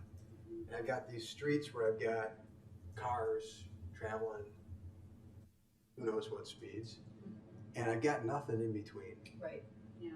And, I want people to be safe. So, I mean, as much as I just wanted to kind of let you know I'm not firm on anything that I've said in terms of where I voted this evening, because I'm still weighing up but I think that's that's the challenge here, right? That we all care about keeping people safe, and the difficulty is in how we do this, and we can already, it's a balancing act, and we can already see other municipalities, some saying yes, some saying no, some qualifying. Everyone's grappling with this because there just is not a really great solution to this. So I'm sure we'll land at what's right for Downers Grove, as we always do, but I think it's going to be imperfect whatever we do here, and so I still want to think on this and hear more and learn more. Tammy? I agree so much with Mike, and I think I'd be a little bit more comfortable in stating more clearly where I land when we hear about the statistics regarding complaints in our jurisdiction, and maybe even look outside of our jurisdictions and see how truly safe it is to have an electric vehicle on a sidewalk, right? Just because we haven't had an accident yet, because maybe we don't have that many electric vehicles, what is it looking like in the bigger picture of having these coexist with people and children and animals walking on a sidewalk? Do we know how long any of these municipalities have had these in effect, and do they have any reflections thus far? I think these are all very recent, correct? I believe Hinsdale Hinsdale's has very actually recent. been on the books the longest, and they have recently had to go back and revise their ordinance, so. Would we be able to get the information on About a why? year or 2 years? I think last year, maybe a year and a half, and then they most recently revised it this spring, a couple months Do ago. we have any information as to why and kind of the? I think they had to make it a little more restrictive, is my understanding, but they've probably had the most publicity, I think. in Okay. terms of enforcement. Yeah, if we can It's get any interesting information because about Hinsdale's that, one of the that'd be no's on the e-bikes. great. Yeah, I would love to get any information we can For, find on that shared would be use really paths. helpful. Dave, does, with this being as widespread as it is, trying to think about our team here and the available hours in the day, does DMMC or CMAP or anybody Right. have stuff that we can Yeah, draw on? In fact, a lot of this and the reason we picked these other DuPage municipalities is because there's an informal conversation happening among managers, chiefs of police, transportation managers at DMMC. So we're all kind of monitoring what everybody else is doing and trying to learn from each other and not reinvent the wheel. So to speak. Okay. All right, so that's probably a good place to pause, take some comments from the audience, just as a reminder to double down on what Mike said. What this is a first round attempt at pointing towards a draft. It's not a decision-making process here tonight. So we welcome all input and hope people recognize what work we're trying to do. Anyone want to comment on this item? Come down to the podium.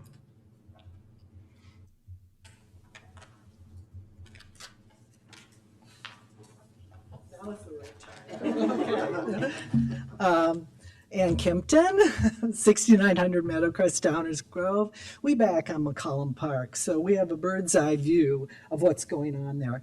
And I appreciate the education focus. As a former educator myself, I know you can work with young people. We have done that many times in the park where we've seen motorcycles and not street legal cycles tearing up the turf in the park.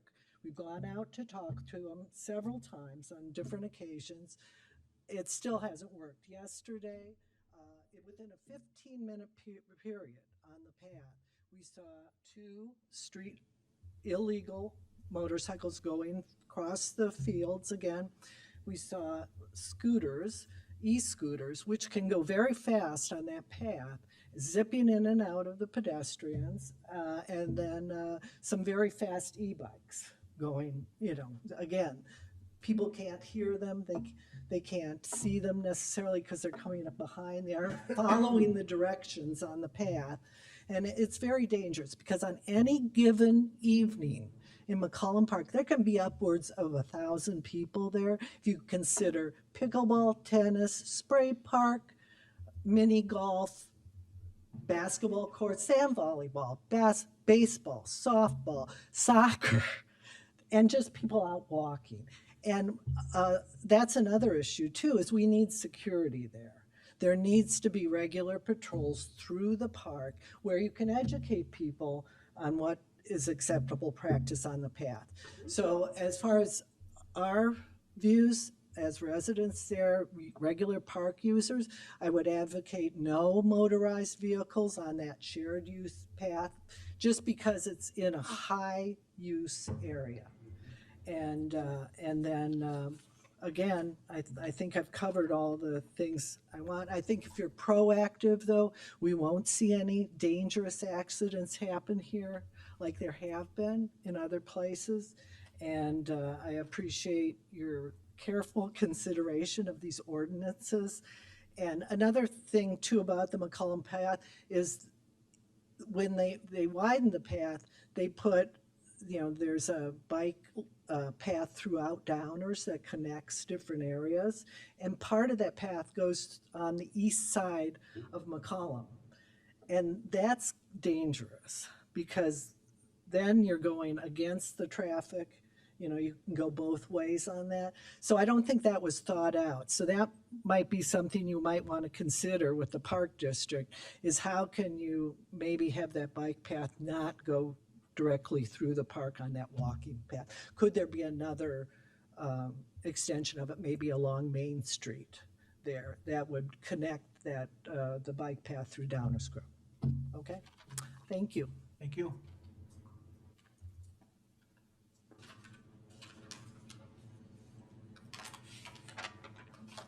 I'm Paul Kimpton, 6900 Meadowcrest. I come at this from a little different angle. We live with speed you're not talking about. Low energy bikes? No. High energy bikes, over 40 and 50 on our street, on Meadowcrest, around the park. The scooters, not the low energy scooters, they're flying. They're over 30 and the 50 is the max. We witness it every day. I pull out of the driveway, they're racing down the streets. Kids, they're not 18, they're under. Motorbikes, gas powered, and electric flying through the park and the streets. No enforcement. None. You're talking sidewalks? The streets are nuts. And the kids are doing it, and because they come to McCollum, it's flat. When the staff leaves McCollum at 3:30, they come out. And they know there's no enforcement. Doesn't matter if there's baseball games or soccer or people walking, they're going against the traffic, they're going with the traffic, they're going in people's yards and coming back up and jumping up over the berms. We've called the police, we've called the park district, there's no enforcement. Here, zero. And when you talk, I love spreadsheets. I saw them all through my work. They were worthless without enforcement. You want to educate, you stop them, you give them a warning, they get on social media, then it gets out. That's how you're going to do it.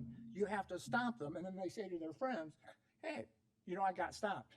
I may not get my driver's license. But if there's no enforcement, you know what they're going to do? Keep doing it. And I think the police should not be, that's their main role. Absolutely not. But there's got to be a way to curb it in a public park where it's nuts. It's crazy. And when someone gets hurt, seriously hurt or killed, they're going to sue you, they're going to sue you, they're going to sue the park district, and they're going to have every right to say, you knew there was a problem and you didn't solve it. That lawsuit, you're going to lose. And the taxpayers are going to pay for it. Because that lawsuit will be valid. I watch it. And I feel sorry for the kids. The little kids, you know, they don't walk straight. And they're walking, and then these bikes just haul. And and people have dogs, and they run on the leashes, and the kids are going to get caught in the bikes, and they're chasing. And you know how you said there's only one on a bike? There's two on a scooter going flat out. I don't see what you're talking about with the Ys and the no's and all that. That's worthless if you don't enforce it. And I know where they are. You can catch them. Just come sit at the south end of the park at the bench, sit there for an evening. Just sit. And you'll be like, what the? You will. Yep. I'd love to have a radar gun and take a week and send the information back. And it would all be faster than the city speed limits. All right. Thanks. Anyone else?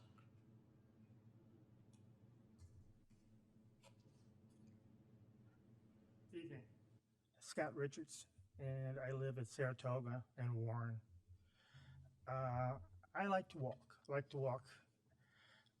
And I in my area around Franklin, Forest, Saratoga, Warren, downtown, whatever. And it's gotten to the point now you feel like you better say a prayer before you step out on the sidewalks because it's getting ridiculous. What's happening just in my neighborhood. I'm kind of fearful because, I mean, first of all, adults biking on the sidewalks. And my first thought is, why is your butt on the sidewalk? You should be on the street. I know 100 years ago when I grew up, we were taught you stayed on the right, you followed the rules, you stopped the stop signs, blah, blah, blah. I don't see any of that happening anymore. And every time I think of the money this town is putting into bike paths, and I've said, what a waste. Because what I observe, the biking community in this town, and probably all towns, they could care less. They don't follow rules here. And it's constantly. And it's like, I think a lot of it, let's put the blame where it should be. It should be on the parents, a lot of it. I never had kids, thank goodness, but I have to watch for them when I go out. Anytime I get in my car or go walking, I got to watch out for somebody else's kid and hope they were trained and know the rules. And just observing what goes on around there, it's like, thank God I never had any. I went up to, not too long ago, I went up to Lombard, the driver's bureau, and went in, I said, do you have a bike manual? The rules of the road for bicycles. I was curious. You get one for cars? No, we don't have that. And I'm thinking, why don't you have that? There's so much of this we're talking about tonight. Nobody knows what you're supposed to do and can't do. Why don't we have guides and rules so people who are biking, they should know. When I get in my car, I got a manual like that thick. I got to follow rules and regulations. Apparently, if you're on a bike, you don't have to do anything. just an example of just because I've observed this all the time. Bicyclists, adults as well as kids, they're out there at night, no lights, no reflectors, no helmets. They're not stopping at the stop signs. Disregard rules. Some of these kids are lucky they got home at night because, oh, and they love, it seems to be the uniform for bicyclists at night, black clothes. I can't tell you how many times I've come close to hitting somebody. You don't see them till you're on top of them. And I just, a lot of this just boils down to why aren't these kids being taught what they should and shouldn't be doing? It's just little Johnny and Susie get on your bike and go for a ride, and they're out of sight until they come home for dinner. But these people apparently are not teaching these kids what they should and shouldn't be doing. And the rest of the world has to watch out for it. Well, God forbid if I hit one of them, I'm gonna get strung out. But what are my options if I get wiped out by somebody on one of these expensive toys? Do I have any options? Who do I sue? Because I will. But what are my options if I get wiped out by somebody that's on the sidewalks and I'm just trying to walk around?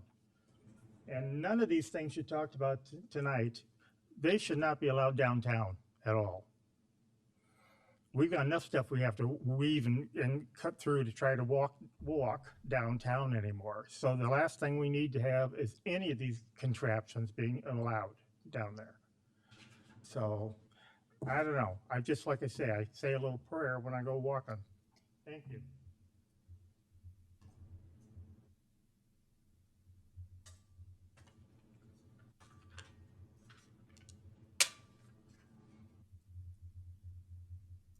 I want to thank Commissioner Sarver in particular, who I think first raised the notion that the absence of complaints doesn't mean the absence of incidents. Most people don't complain. As Scott said, nobody stops at at stop signs. They zip right through. The idea that a 10-mile-an-hour pace or so, or even 15, whatever, 28, if you get hit by a bike at any speed, it hurts. It'll hurt your dog, it'll hurt your kid, and the notion that these low-speed things don't matter in terms of how fast they're going, if they're only going at some little speed, slowly, is silly. It hurts. And we've seen in our neighborhood, people, again, racing through the stop signs. Don't look.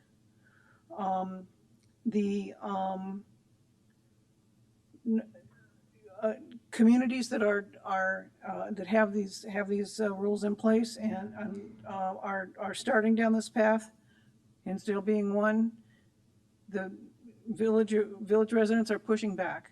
They don't like these rules. They don't like the danger that pedestrians and others are put in, and the lack of enforcement. The idea that these are commuter friendly may be, but the state laws I noticed said you can't carry bags. Well, most commuters carry something. So whether that's commuter friendly or not would remain to be seen. I couldn't ride my bike and carry my briefcase at the same time. And I can only imagine how much fun, or much more less fun, it'll be on Washington Street at the railroad crossing when you're talking about commuters, when e-bikes zip around and go up along that path that nobody can see because the sight lines are invisible. And there are bikes that use that path now. Generally, the bikes, regular pedal bikes, are slow enough that you can manage the roadways. The zippy little bikes that are faster off the stop sign to zip around and get in front of cars are going to make it even worse. So I would agree that bikes, these motorized bikes and vehicles on the downtown area should not be allowed at all. Thank you.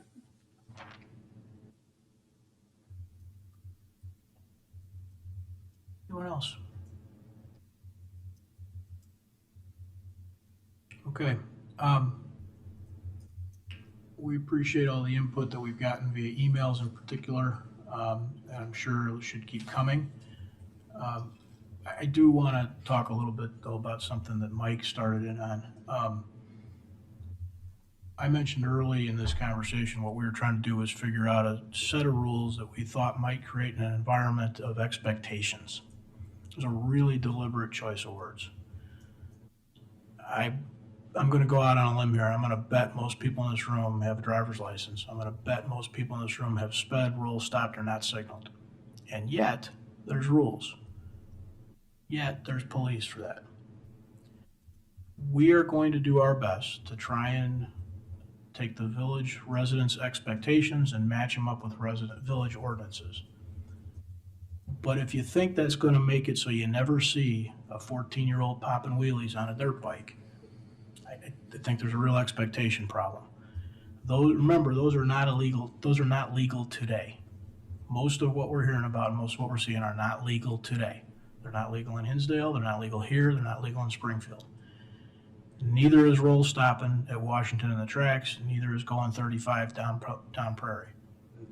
So I'm just trying to temper everybody's expectations a little bit. We have a need to set some expectations in hopes that most people will honor those and try and follow them. And it gives our police, as Chief DeVries mentioned, some boundaries with which to do enforcement. That's all good stuff. It isn't going to necessarily make this problem that we think is out there go away. So just please keep that in mind. Anyone else? Mike? Just a quick question for staff, actually. During COVID, Park District disallowed even human-powered bikes at McCollum Park. Was that something that the Park District, is that something that they did on their own, or they did that in conjunction with us, or how did that work? Well, those actions by the Park District were taken by the Park District. I don't recall any conversation we had with them on those types of things. Park District sets the rules of operation for their facilities, and when I'm oversimplifying on purpose. When they feel like they need us, they call us. But they set the rules, times a day, what you can do and not do in their parks, what you can not do and not do on paths or courts or any place else.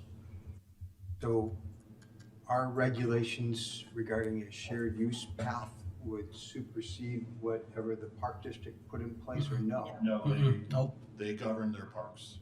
Okay. So some of the issues that are going on at McCollum Park in particular might be better addressed to the Park District? So yeah, a couple of notes. We are in informal conversations with Park District leadership all the time. I'll just pass along what we learned tonight. Thank you. Good clarification. Okay, I think that probably wraps that one for tonight. It does. That also ends our first reading, I think, because I don't have my agenda in front of me. It does. They have good memory. Enza, do you have an attorney's report? I do. Only one item tonight, Mayor, and that's an ordinance authorizing extension of a special use ordinance 6044 for 5133 Main Street. That's all, Mayor. Thank you. Thank you. Dave, you want a breather? You're back on the hook. As I put this forward, Mayor, I'll be good to go, but I'll ask to turn the question around. You guys want to just keep rolling here? Yeah. Just continue on as soon as the board's straight.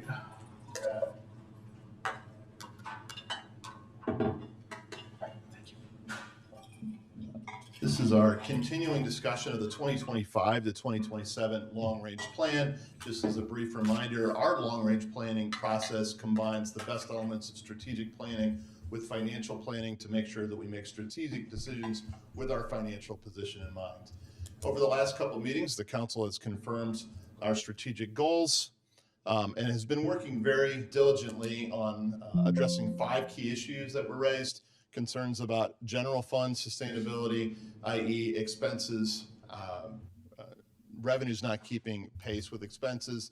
Same issue in the capital fund, where we have concerns that we have enough money and expect to have enough money to do just the maintenance of our current system, but not to expand our system or to address funding for guiding DG projects, capital projects recommended in a variety of our plans. And then another highlight here, our eye towards the future on making sure we have enough money in future years to maintain our facilities in a manner that we can be proud of and provides a safe and comfortable working environment. So I think over the last maybe 3 or 4 meetings, the council has been appropriately taking a deep dive into options to make sure we're sustainable financially as we address those issues. Last time we talked, the council had a series of questions. We did produce another supplemental report number 2. It's available online. You'll see all sorts of information about property tax levies, et cetera. I do also want to point out that the council question process, where we contact each council member on Monday, has resulted in questions on other alternative revenues, which I do have here up on the whiteboard, things like a natural gas tax, electricity tax, and hotel tax. We have all these taxes. The question was, what if we were to raise those as a strategy? And there's also some information in the updated supplemental report about what started as a discussion of just streaming tax, which is now expanded as we've done some research into amusement tax. So there's a lot of information in there. What I'd like to do, just to continue with the frame up, is review 3 options that staff prepared just as a starting point for this further discussion. They have to do option 1, or package 1, is an increase to the home rule sales tax from its current 1 to 1.5%, which would generate about $4.4 million, assuming flat retail activity. And then you can see an idea for how we might use these funds. Perhaps $750,000 for general fund operations, perhaps $350,000 towards required public safety contributions. Where did we get this idea? From council discussion last time about perhaps using other sources of revenue to make those. And then that would allow us up to $3 million for guiding DG and new capital, and $250,000, let's say, for facilities. I want to point out that because the council has already indicated that we do not want to be issuing bonds, which would tie us up in the use of the money for future years, these, what I've bracketed here, a reminder, these are annual budgeting decisions, right? So even though we have a plan, and we should have one, each year, council would decide where that cash goes. So on a year-by-year basis, you could direct something less than $3 million to guiding DG and maybe more towards facilities, or maybe the other way around. This is a lot of flexibility, and that applies to all of the options. So I just wanted to make sure that now that we're not talking about bonds, there's even more flexibility. Option 2 would be the home rule sales tax to 1.5%, and then a quarter-cent increase on the food and beverage tax. That generates an additional $600,000, and we're suggesting that that additional revenue could go more towards pensions and a little more towards facilities.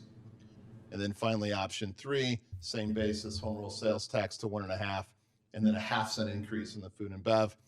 Now we're up to $5.6 million, which gives us even more money towards perhaps pensions and perhaps guiding DG and facilities. So you're talking significant dollar amounts. So that's what staff had prepared, and then the questions came in.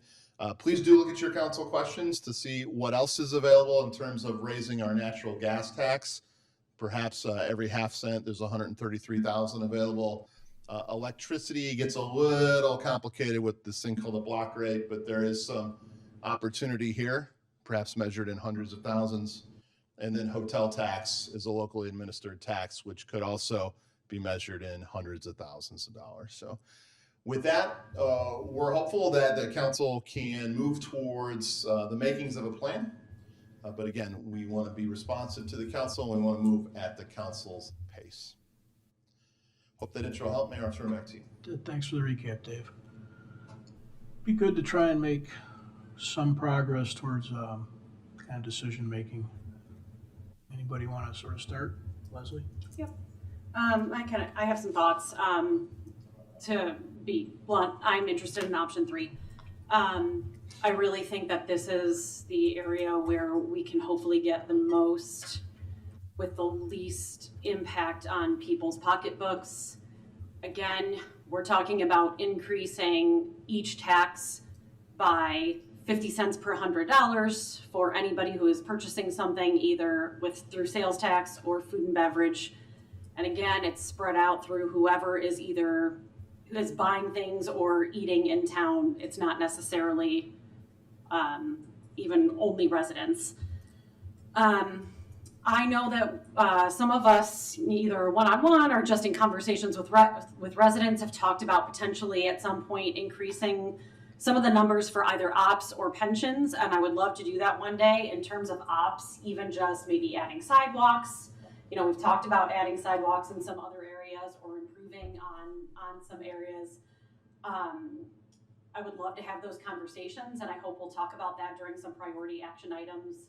And I think that's a bigger conversation, but I don't know that I'm ready to change any of those numbers as of now. And the same goes for pensions. Of course, these things are always fluid, as we know.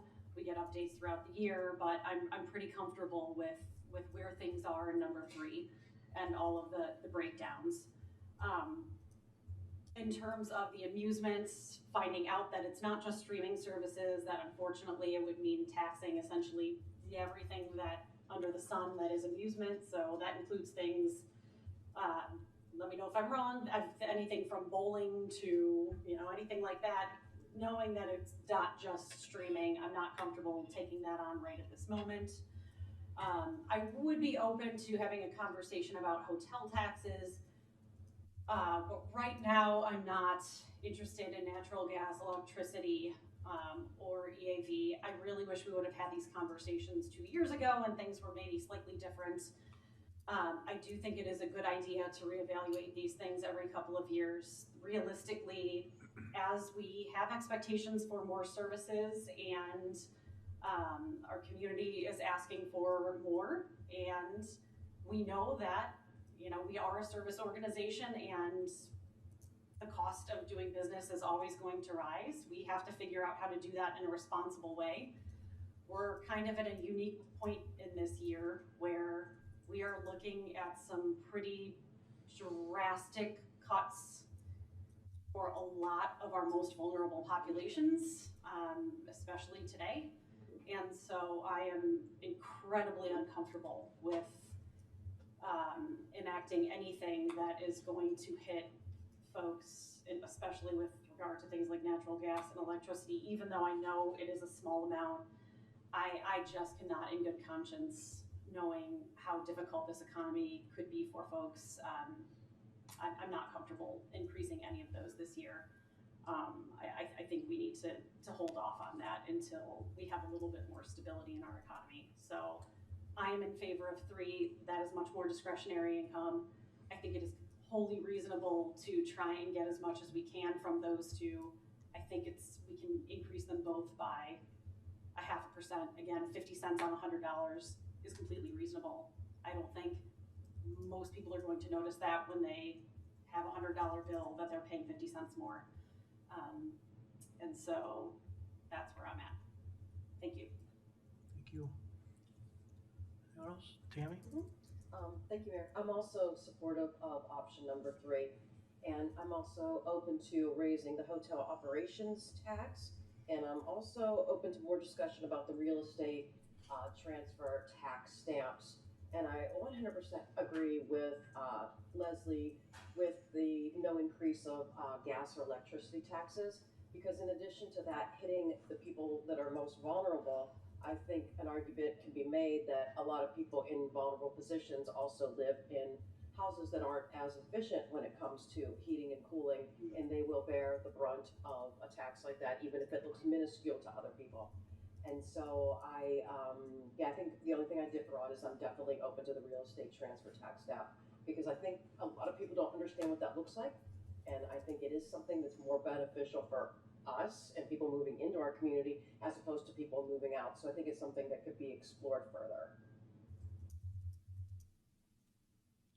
Thank you. Chris?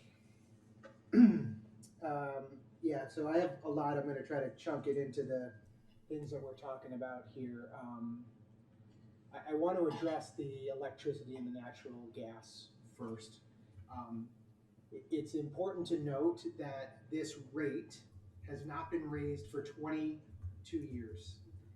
The rate is also not a percentage of our residents' bill, but it is based on the unit of energy that they use. So when we look at what our rate is compared to our closest 10 neighbors, we are about 2/3 as to what the rest of our neighboring towns who have a wide variety of socioeconomic a spectrum, I would say, of people in that.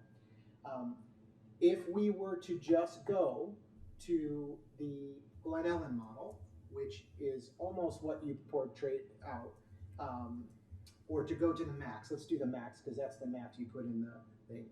We are talking about adding $14 a year to, on average, for our residents in electricity and for natural gas. It is also important to note that in some ways this tax is progressive. If you have a smaller home and you are using less energy, you are going to pay less in the increment or the increase as opposed to a larger home. So that to me is very important. But we have not raised this fee in 23 years, natural gas or electricity. And I've heard the argument that this is a tax on us not providing anything, we're just taxing it. I don't agree with that because the reason we are allowed to do the tax statutorial is because we lease the right of ways to these utilities. So there's basically been the same rent for these utilities for 23 years. The impact on residents on this is very small. It is almost $700,000 of revenue that could go towards our pension obligation or any of the other things here on the list. So I don't agree with the characterization that this is more weight on folks who may be struggling because it is minuscule compared to what some of these other are. Food and beverage tax, I would be waged to guess it's 80 or 90% of residents who are getting that tax. They're not avoiding that either, and whether they can choose to eat out or not, I think is a little bit of a red herring. The other thing we have to think about home rule sales tax and the food and beverage tax is the higher those go up, the interest in folks bringing their businesses to town are concerned. So if I'm a restaurant owner and I see that I can save some money by moving to a different town with a lower tax, that's just a reality of it. So it's not that I'm against those, I understand the drive of those, and I've been sort of trying to advocate for a wider mix so we don't have to just go after one or two buckets every time.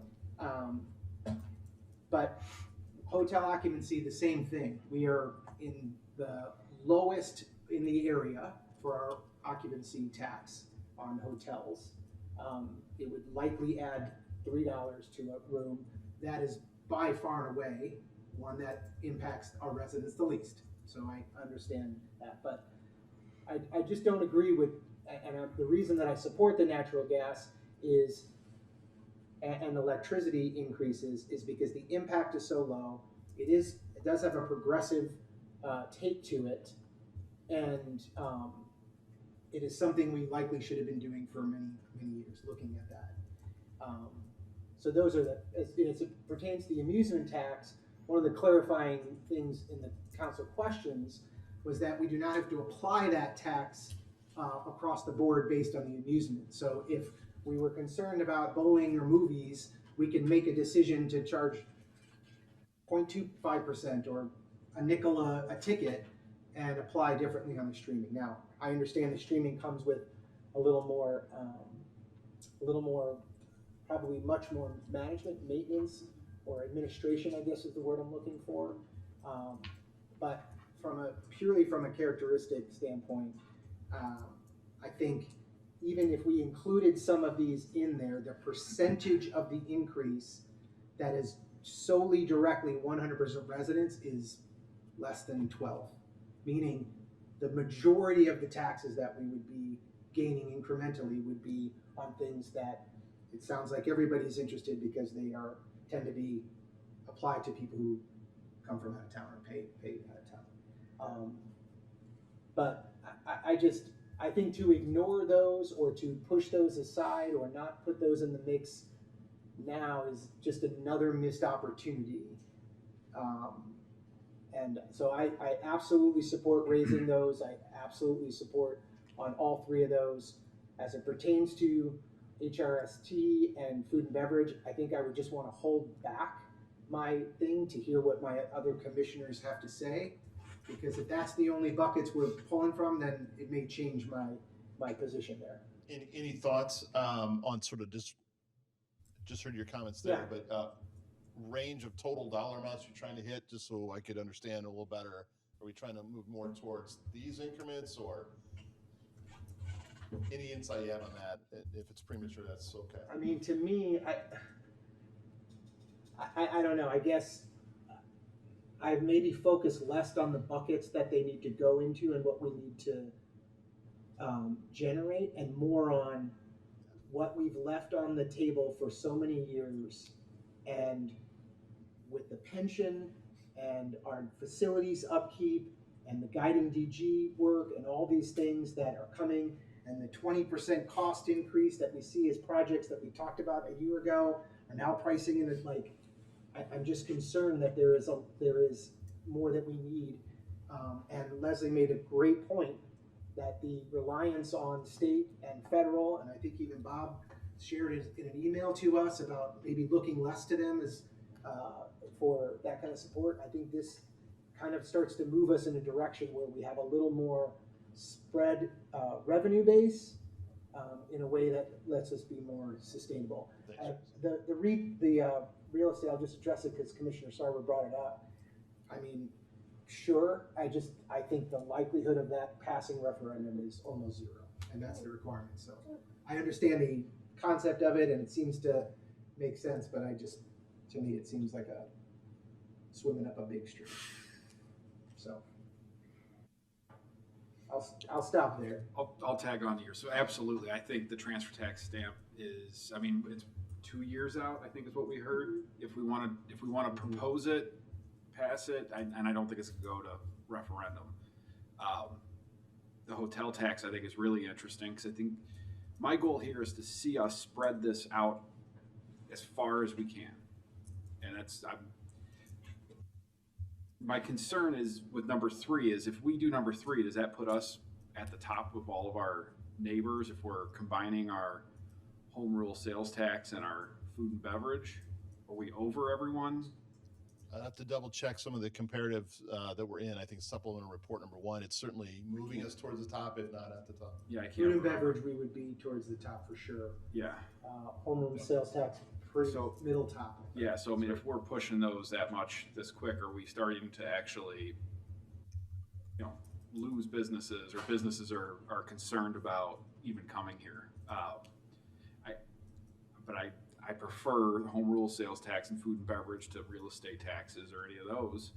I also am less interested in the gas and electric and hitting people in their utilities too, for the same reasons that Leslie said, is it's hitting our most vulnerable. Plus, it's just putting all of that tax right into Downers Grove. We're not collecting as much from people coming into us, which is why I think the hotel one is so interesting. So got you here, Rob, for hotel. Heard the concerns you're expressing about option 3. Is there any? I'm fine with 1 and 2. I don't know if I can go quite as far as 3, but I'm still willing to talk about it.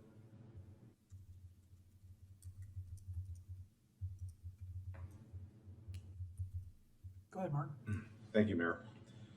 First of all, I'm really glad that we expanded this conversation and then expanded it some more and then expanded it some more, because it's absolutely something that needs to be revisited periodically. So I think it was a very, very, very healthy conversation to look at all these different things, and I commend my colleagues for their creativity and innovation and thinking about different things, because the best way to come up with really good ideas is to have lots of ideas.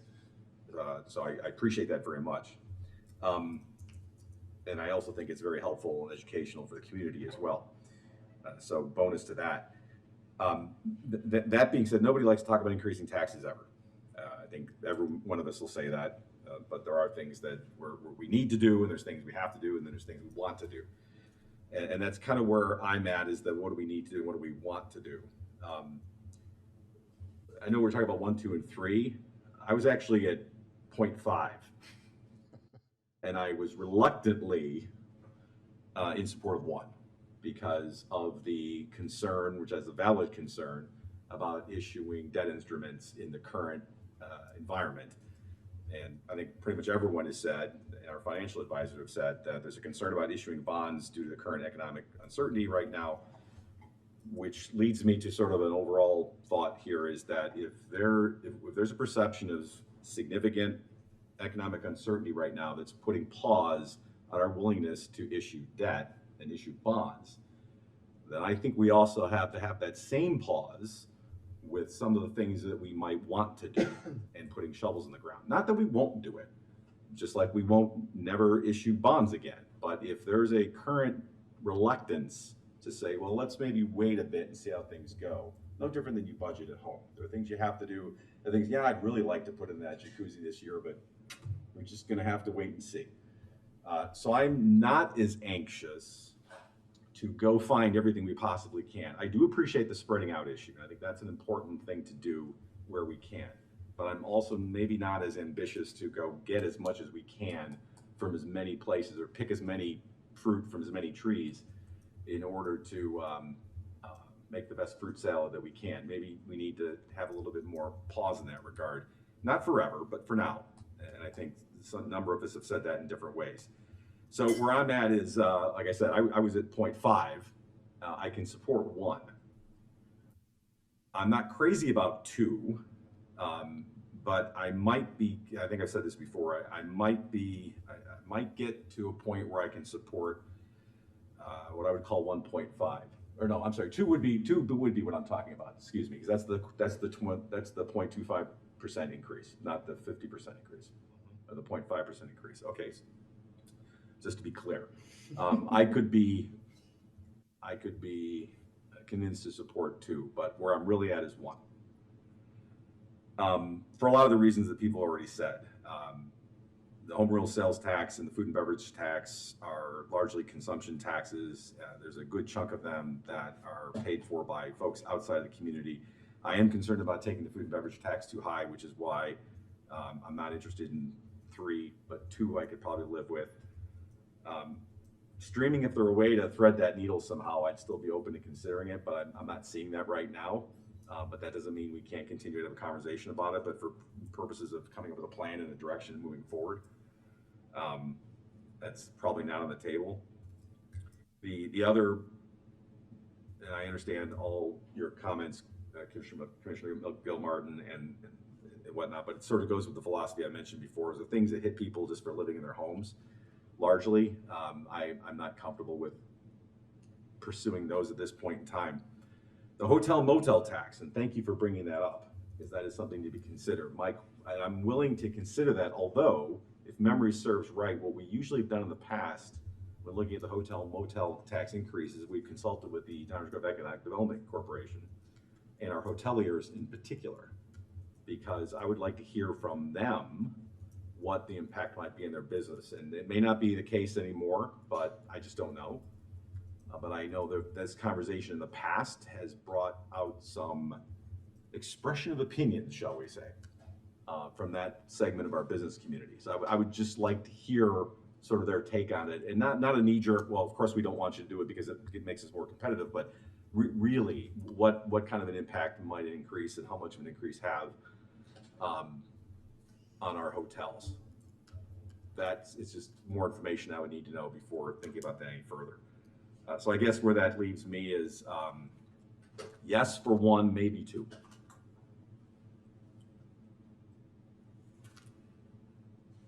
Mike, you want to weigh in, or you want me to jump in?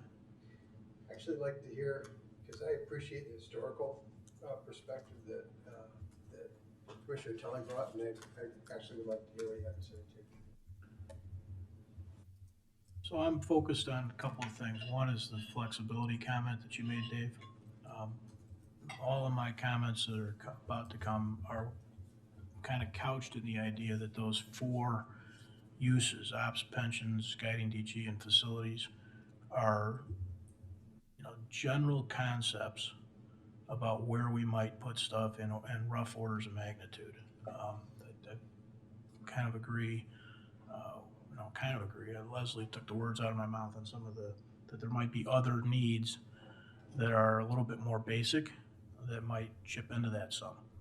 And so I don't have that figured out. I feel like that's part of our LRP process. It's part of our high priority action item process where we're going to work through, end up zeroing in on some of that. But that flexibility I do like.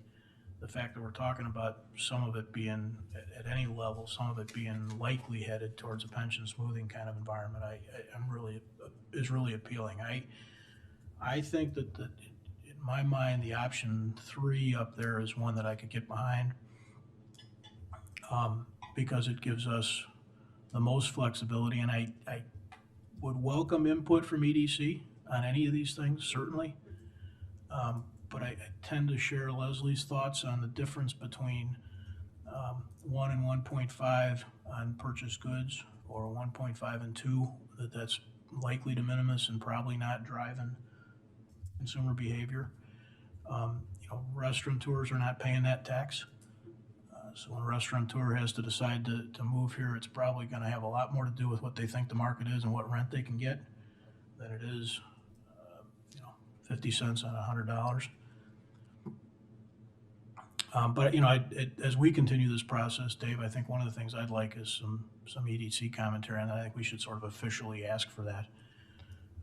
As it relates to these other things, the amusement thing, it struck me as a thing that the magnitude of it is such that I don't feel like we should ignore it. I don't think it's a now thing, because I don't think any of us knows enough about it. But given what we know the 3 to 5 year window probably looks like from a revenue and expense standpoint, that seems like something that maybe it needs to be somewhere in the top of the list in high priority action items to really get our arms around it. What does it mean? How would it roll? That kind of thing. The hotel thing is, I agree with Martin on that. I wouldn't want to rule it out. I'd want EDC to weigh in on that one as well. But then the other stuff we've got, I appreciate Tammy's comments on the transfer tax, but I also think that's probably not only far down the road, but also probably a long shot passing through a referendum. If we were going to do something like that, if we thought that was really worth pursuing, that probably is something that would take the village. Village would have to prepare, a little bit like maybe we did in the past on some of the other items, whether it was gaming or it was term limits or some of those things. In a non-advocacy but informational rule, I think we'd have to play a big role in developing some sort of a rollout. I don't think you just throw that on a referendum ballot and have any success with it. So that to me seems like a long shot, and there's other stuff in front of me that I think is more likely, and therefore kind of warrants my attention more. On the electricity and the natural gas, I don't see those as money left on the table. I see them as money left in pockets. Those are part of that cost of how'd you frame it up? Cost of just living in their house. In all those windows, we've done other things. We've got water utility rates that we've spent a good deal of time trying to make sure we're properly structured as it relates to the long-term capital needs. We put a stormwater utility in that not everybody has. I don't really want to spend the time to go down the road of doing deep dive comparisons to every other community, because for me, those things the rate is not the issue, it's the goal. The goal in my mind is to take those things that people have to do and minimize them. And so when we talk about food and beverage taxes being paid mostly by Downers residents, maybe, that may be true. I don't know if we know that.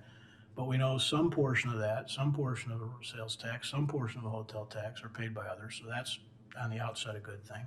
We also know that all three of those are discretionary. They're consumption based, but they're also discretionary. And there are, our community is more diverse than we sometimes think it is, particularly as it relates to income. And there are a lot of people who spend a lot of time focusing on trying to minimize the cost of those sort of recreational entertainment kinds of activities. So I just don't have any interest in investigating those at all. But that's the reasoning behind it. It's not that we don't have needs. We all know we have needs, but they're working against low rent, they're working against people staying in their houses, they're working against people retiring in their houses. Are they de minimis? Yeah, sure, but so is every tax we throw out there de minimis. So where do you want to put it is my question, and I'd like to put it in a place where people have some degree of choice over paying it. You know, the idea that it's progressive, I think makes a huge assumption, and that goes to Tammy's point, you know, that everybody's square footage is somehow the same operationally from a utility standpoint. That's just nonsense. I mean, they maybe not. If you're the original owner of your Gallagher and Henry home, you may or may not have done anything since 1972 that's meaningful. I just think that's a huge assumption that I'm not prepared to make, and frankly, I just don't even think it's one that's worth making because it's so likely to be not true. The spread thing is, everybody wants to say, you know, don't put our eggs all in one basket. Who's going to argue with that? We can't put all our eggs in one basket. We don't want to put all our eggs in one basket. But we do have limited baskets where to put them. So that's why, in my mind, the amusement thing is such a appealing thing for us to get. It might be another basket that we could add to our mix that is a substantial amount of revenue.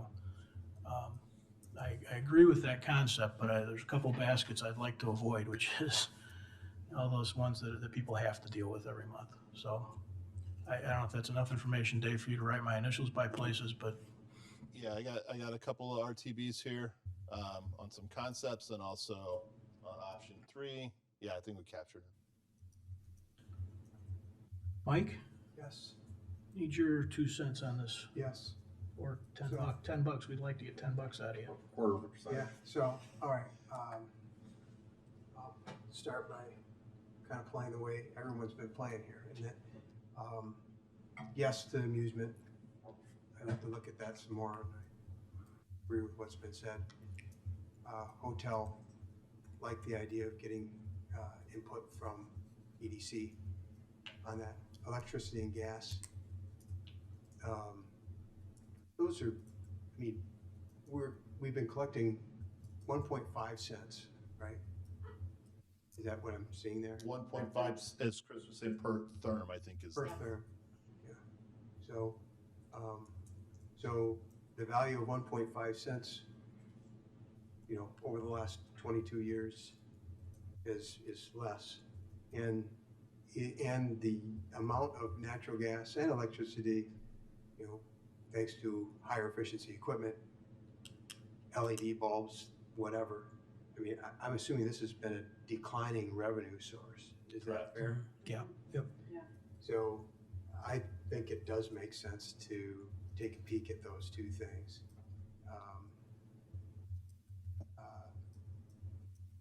Yeah. All right. On 1, 2, 3. I'm just not ready to really chime in on this, and honestly, it's because of really how we framed this whole conversation so far. And I brought this up a little bit last time. I look at what we can do with the money. You know, so if you know, what is the advantage if I go with option 3 and have some of these other things come into play as well, I get $650K for pensions. Option 2, I get $500K. Option 1, I get $350K. I'm fully on board with this idea of let's do more with pensions instead of just relying on the property taxes. So I'm in that, right? The question is how much? How much should we be doing? How much, you know, how much are we going to commit to? So I see guiding DG, I see 3.2, 3.05, 3.05. So am I assuming then that council is kind of agreeing on the idea that we generally want to target about $3 million a year towards guiding DG? I don't know that I heard that. I just heard reasoning for doing one type of tax versus another and increasing those things. Similarly with facilities, so all the things that we've got listed there, I think are things that we definitely want to go after. I'm just not sure yet about how much we should be going after each one of these things. So I mentioned this last time. I wish we had more conversation about how much and what we really hope to accomplish, and kind of weighting it that way, and then backing into, Yes. okay, now what's it gonna take to get that done? So I hope I'm not out of order here, Mayor, but it's a really good opportunity here. We frame these up in little packages to try to elicit feedback. And some years it's almost a literal, like, okay, this was what the LRP said, it goes right into budget. And some years you have to look for sort of themes and key strategies, et cetera, and maybe push a little bit more of the details to things like priority action items and the actual budget. We've received a lot of commentary that, honestly, I'd just like the chance to go back with the LRP team, digest what we've heard, and see if we can come up with a revised draft plan that sort of pieces together and weaves together some of the key themes and strategies, and see if we can tie it to the remainder of the LRP process and where it leads to the budget. For those very reasons, I don't think any staff member saying, oh, we had an initial here, so that means exactly that. It's helpful to get us to this point, but that's not what your staff is trying to do. We're trying to develop a long-range plan strategy that will feed the budget, so when that budget comes out, the council's like, I understand it, this matches our general strategy, I'm not surprised by this, and then we can have another discussion of allocation at the budget as well. So, Mike, before you go on, let me just add to what Dave was saying. I tried to preface my comments with that, right? That these were orders of magnitude. So maybe another way of framing that is, you know, when we deal with some other situations, we sort of set parameters is one way we frame those conversations. We could do some additional long-range planning. We could do some high-priority action things. We could get some additional detail and find out that, you know, that 5.6 million is way more than we need, that we couldn't accomplish the stuff we had the money to do, and so we only need 4, right? Well, then you'd move these things off. But what we're taking out of here, what I think we're trying to get to is which buckets, right? That's one thing, which buckets. I think we have a lot of agreement that home rule sales tax and food and beverage buckets are buckets we're interested in manipulating, right? Yep. So I would say that I'm interested in all of the buckets presented, with the exception of the real estate transfer tax, because I don't think that has a chance in hell of getting approved by referendum. And I think if we put any of these things up for a referendum and asked the community what they wanted, they'd say no to every one of these, honestly. So I think that's I think it's a waste of time. All due respect, I understand the idea behind it, and if it didn't have to go to referendum, then I'd think about it as a conversation. Let me just tell you, I've had some experience with referendums. So I'll leave it at that. Chris, go ahead. Thank you. A few more things here. Just a question on electricity and gas usage. If a company is headquartered in Austin, Texas, and they have an office here in Downers Grove, do they pay local tax on that energy use? I think it's by address. I looked to Mike. Mike was, So the argument that the electricity and the gas is only on the backs of residents is false. We have businesses that are based here that leverage that. So let's just keep that in mind. Well, hang on, Chris. That clearly is obviously a point. We can continue the thread in a second. The idea that it's only on residents isn't the point. The idea that the residents portion is not discretionary in a similar fashion to the other taxes we've been talking about. Very different points. But sales taxes are paid by businesses as well, right? Right. One could argue. Property also, taxes are paid by businesses and as well, right? Sales tax are paid by individuals and businesses. Property taxes are paid by businesses. Sure. Yeah, so those aren't on the backs of residents either, right? Or are they? That's right. They are. Yeah. And Those are the non-discretionary portions. Right. But when you talk about non-discretionary, when it's $1 a month, $1 a month, when you're going to raise the home rule sales tax almost 50%, you don't think that $10,000 that our folks spend on average, that's equal to $2,500 increase. And if we think for 1 second that the majority of those people are not residents, it's just not true. So you think that? Also, excuse me. I want to you just throw out a number. You think that our residents spend $10,000 a household on average? I'm saying the average could be $10,000.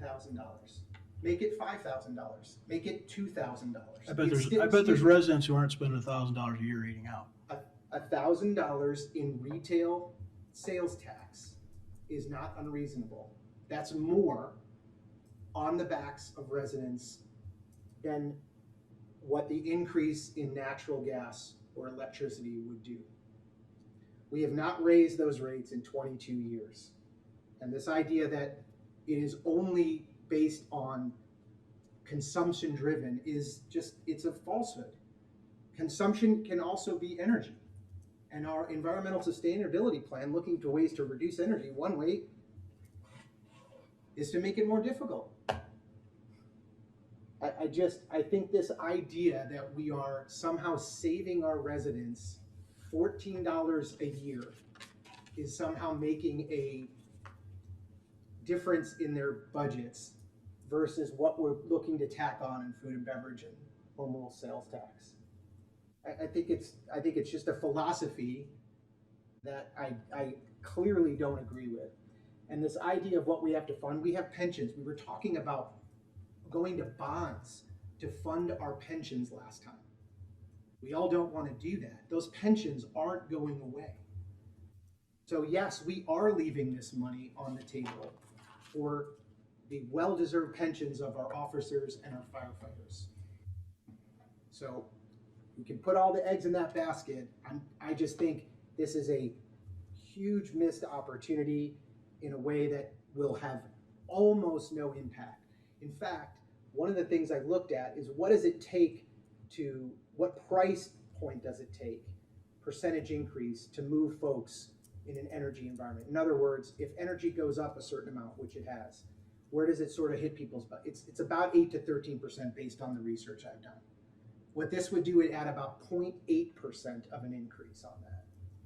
It's a nothing burger in my mind, but clearly all of you want to take the stance of, not all of you, excuse me, Mike, the majority of you, so we can't touch this type of thing, and I just think it's a big missed opportunity.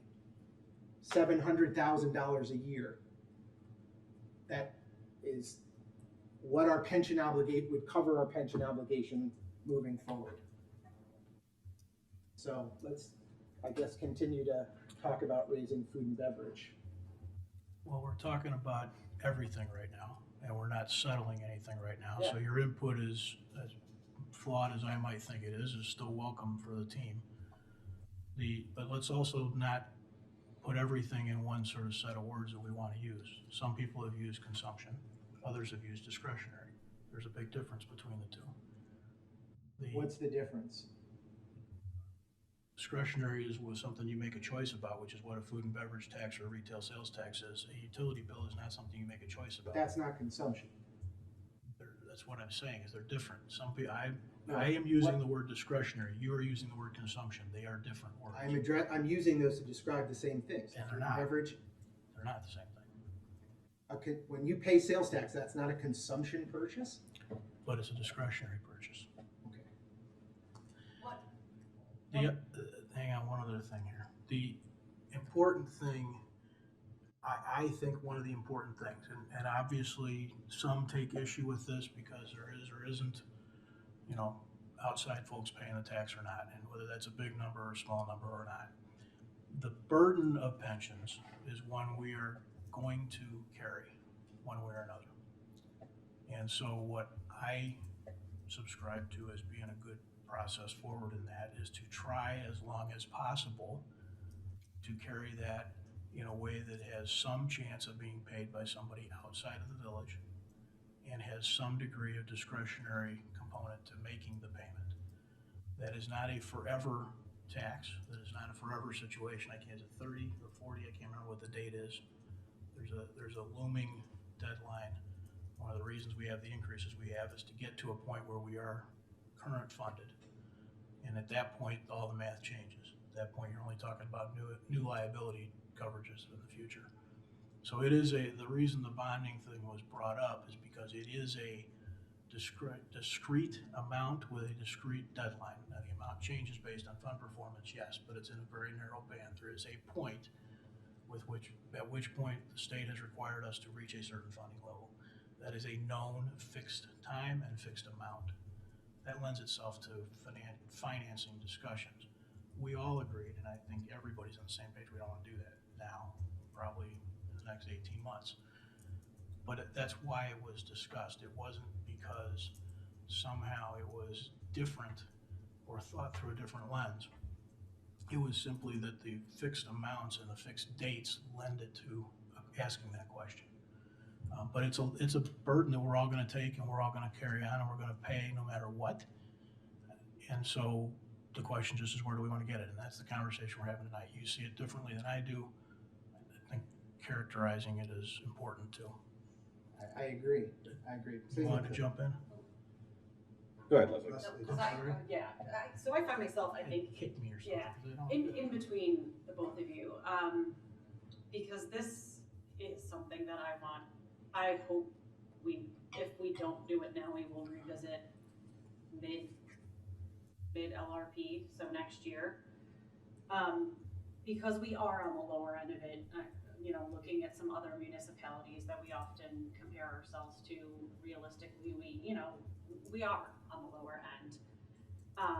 But one of the concerns I do have is not just, the $6 or $16 per household, right? It is the inefficient homes, that might be losing more than the average.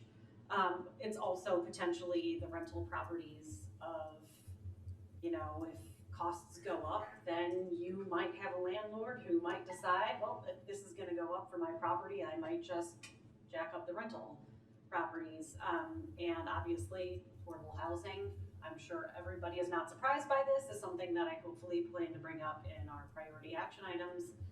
And so, if that is something that we could potentially be doing in tandem and be discussing, that's also a way that I would be more comfortable having a discussion about this as well. And the economic uncertainty right now, this just hits hard right now, and it's just a difficult discussion for me to have with everything circulating right now, and again, thinking about rentals and all of those different levels. So I don't think you're wrong in bringing this up, and it is something that I think needs to be discussed in the very near future, and especially if hopefully we move forward discussing how we can ensure that we have more affordable housing throughout the village. But at this exact moment, I don't think I'm ready to say yes on it. Can I challenge you, Leslie? We passed a grocery tax 1% unanimously. Well, yeah, because essentially all we did was shift it from the state I agree, but to the municipality. but that doesn't change the fact that we had an option Sure. to turn that off. We've also increased our water rates. These are As things. planned. That's right, but these are things we do because we are investing in the infrastructure. We have infrastructure needs that I'm not sure we've got. Well, we increased the water rate because we're investing in our water infrastructure. Right. And the stormwater utility Which is an because of our obligation I don't stormwater view any different than the pension obligation. Well, yes, but the water rates are intentionally to ensure that we can invest in our infrastructure that brings water. Stormwater tax too is gone. And yes, and that is for stormwater. But we decided the stormwater tax, which impacts everybody, Yes, is okay to raise. for stormwater projects, that is correct. Right, but, so pick a project that the utility tax could, we've got four. Which again, I do not disagree with Yeah. you, but I think we're at a very unique moment, especially today, that this just hits at a bad time. I think the other thing to keep in mind is that ComEd, NICOR, they all have programs to help Of course. low income, seniors. We could mirror those in this. I think the math is important. I would love to talk about those, but are we ready to have those discussions and enact those with this as of next year?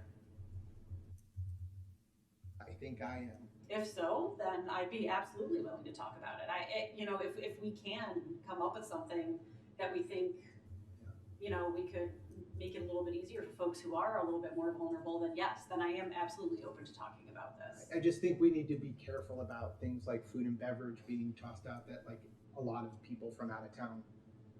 Where I think personally I think, and I'm working on trying to get some data to support it, Yeah, The vast majority of the people that tax impacts are our residents. I've been discussing things with some folks anecdotally, and So I don't, it that's is why I a don't good, really it's a deal good with it. mix.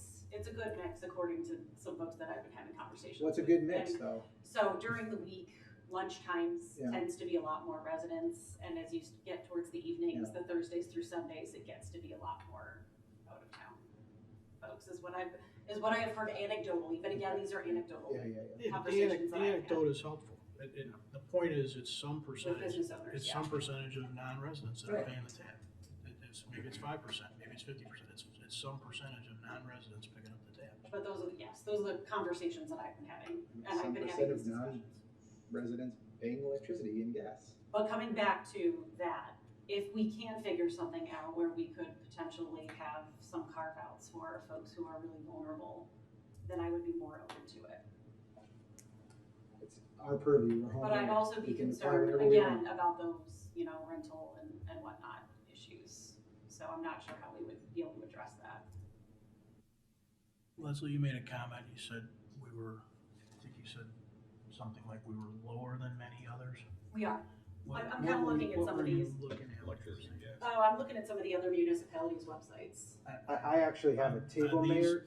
On these two items? Yeah, natural gas and electricity. Mhm. Okay, thank you. I mean, I've got the table here somewhere. Electricity, we're at 0.391 penny. Everyone else, for the vast majority, is over 5. Yeah. There's a statutory That's limit, but we're well below pretty much everyone else. The same with the gas. We're at 1.5. Most are at 2. Did those communities have stormwater utilities? They do not. However, they cover that in their property tax limit. So Water rates would be good too. If you wanted to do this analysis, what I alluded to earlier, I would think it's a way deep dive into the total cost for owning a house, for operating a house, if you will. So that's natural gas tax, it's electric tax, it's stormwater utility tax, it's water rates, it's property taxes. It becomes the whole nut. That gives you the picture. If you just compare any one of those items, I don't think it gives you the whole picture. yeah, I did look at that in terms of the total cost of those things per $100 EAV. And when you don't include the water tax, it's our line of, we're in the bottom third of DuPage County. When you do, we're in the middle of the pack. So we're in the middle of the pack pretty much everywhere else except for these utility things. So I'm beating a dead horse. Just know there are things we could put in place to protect fixed income, to protect folks with disabilities, to protect those who are below the poverty level line, just like they do at the state level, just like ComEd does, just like NICOR does. And these are both almost zero administration because it's all passed through from the utilities. We don't have to form a amusement tax police or put a referendum. These are almost zero impact to us in terms of administration. And I'm sorry, but I just have to keep going back. I know 14 and 6 and 4, it's actually 14 and $4. I keep hitting on this and every penny counts, I get it. But in the broad stroke of what we're talking about raising, this is probably the lowest impact. Anyone else? Yeah, so to some extent, because we've left these alone for so long, it's to some degree part of what we're looking at with these other things is partly because we've allowed these to diminish so much over time. So an argument could be made that there's a certain baseline that makes sense as compared to other communities. It's a right sizing. And so, or we consciously say, hey, this is just something that we want to continue to allow to diminish. I think that's a good discussion to have because that's the reality of what's going on, right? It's been going down. It's going to continue to go down in all likelihood, and so it's that money's going to continue to go away. It wasn't as accidental as it may seem. That conversation has been had Okay. at least twice. Martin, you can probably weigh in on further back than that, but it's happened at least twice in the last 12 years, 10, 12 years, about recognizing that it's a diminishing tax, recognizing that we were taxing something that we sort of were hoping would go to far less consumption. And so there wasn't a lot of conversation through the lens of by taxing it, are you somehow driving environmental decisions? We did not have that conversation. But the idea of not putting a lot of focus on it because it was taxing, because it was declining, and if people's behavior were what we all collectively as a planet hoped they would be, it would continue to decline. And so that was, didn't say don't raise it ever, that wasn't said, but recognizing it as a place we weren't looking for new opportunities for revenue was pretty conscious. It makes sense, and certainly over the last 22 years, must have been other conversations where everything was on the table. Yes, for example, we could have never put in a food and beverage tax. Sure. We didn't have to. There was a conscious decision made not to do other things, but to instead do that. And that's the series of conversations that have happened over multiple councils over time. And this is deja vu, because I don't think I've been on a council where everybody agreed on where the priorities ought to be. Everybody looks at things through their own lens. Everybody has their own analysis. No one's dumb, no one's stupid, no one's ignorant. We come at things from different standpoints, and we have different views. And I think it's great that this was all raised, because this is exactly the kind of conversation that has to take place. Candidly, every council ought to have this conversation at some point, because it's very beneficial to the community to see where the levers and the dials are set and why, understanding that you got 7 people up here. If we all thought the same way, we'd only need 1. But we don't. We think differently. And I enjoy hearing the different ideas and approaches. There are a couple things that have come up that I didn't think of, but I did think about it, and I have my view, my perspective based on my history, and each one of us are exactly the same way. We're gonna have our own perspective and our own history, and we're gonna come at this through a different lens. And again, real estate transfer tax, I heard a lot of people say it's never gonna happen, but you come at it with a different perspective. That's fine. And that's why we have these conversations, and we come to a consensus and we move forward. But to your point, Commissioner, those conversations did take place, and councils in the past decided, no, we'd rather put in a food and beverage tax than change those other things. You can take issue with that all day long, and frankly, those conversations should be revisited all the time. So hooray that we're doing it, because if these are all the reason why these have to happen to public business, that we get the benefit of the input from the residents. Because the residents 10 years ago may have thought about it differently than they do today. Or maybe today they're even more against it. That's why we have these conversations.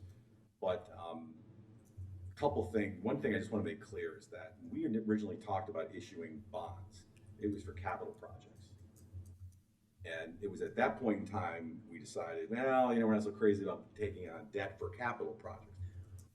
A little bit later, we had a conversation about, there's this cool financing thing we could do for pensions with bonds. But the original plan was never to issue debt to fund pensions. It was mentioned as something that could be a financing vehicle, but for the same reasons why it wasn't done, we weren't comfortable doing it for capital projects, didn't come there. But it's not like we nixed some project to fund our first responders' pensions through debt instruments. That was not the original. No, I don't, I certainly was. Well, then That's what I misheard you then. I thought we were talking about it 2 weeks ago. No, we were talking about Yeah. it, but it wasn't the original proposal. No, I understand that. The mayor brought it up as an option. Yes. Yeah, that's all I was, I wasn't. I'm just going- clarifying this Yeah. for the casual listener. Understood. Yeah. I'm not correcting anybody. And I would just say, I look back at this utility tax thing. I look back through a lot of agendas and the minutes, and I only saw it come up once, which was around the financial crisis. It was mentioned and quickly put aside. So it doesn't mean it wasn't talked about a lot. I just don't, from my perspective, and looking at where the rates are comparatively to our neighbors, and the fact that staff didn't even raise it as a potential revenue stream. That to me tells me that there is some sort of position in a way that looks at that as almost like it's untouchable. I wouldn't say that. I'm glad you raised it. Yeah, but I had to raise it. But that's fine. I mean, that happens all the time. The food and beverage tax. Let me tell you a story about a stormwater utility. Who was that slug? Somebody went to National League of Cities and learned all about something called a stormwater utility and came back. No one raised it. I raised it. So it's good that you do that. I know, but this isn't a new thing. The streaming thing maybe is a new thing. Right. But we the- do all raise things. So I wouldn't say understand that. it's not something that's carved in stone. It's untouchable. Now, historically, has it been one of the first go-tos? No, it hasn't. Has there been conversations before we have meetings about where kind of everybody's thoughts are? Sure. So that's why it's not going to be in the minutes. But then we have a conversation here. But it's come up, and there have been council members who were adamantly against it. That's fair. And if you went back in time, you probably wouldn't be able to persuade them either. So thank you for raising it. It's a good discussion. Did you have more, Martin? No, that was it. I've said too much. I just want to give a little sort of feedback, bad choice of words. If you're watching this and you're wondering, okay, how are these 7 people with that goofy looking whiteboard ever going to get anywhere? This is part of the process. As Martin described, ideas come up, ideas get shot down, ideas get battered around, they spark other ideas. When you see Dave writing on that board as he's listening to us, and you see us all saying, put me by that or mark me down by that, what we're doing is trying to figure out a way to get 4, 5, 7 of us all sort of pointed in a way we think maybe we can go down. It doesn't always happen, but that's the goal, which is why there's some iterations of this and why we're getting towards, this whole thing works over a series of months to end up with a budget that everybody says, well, why didn't you guys hardly talk about the budget? Because we did this stuff right now.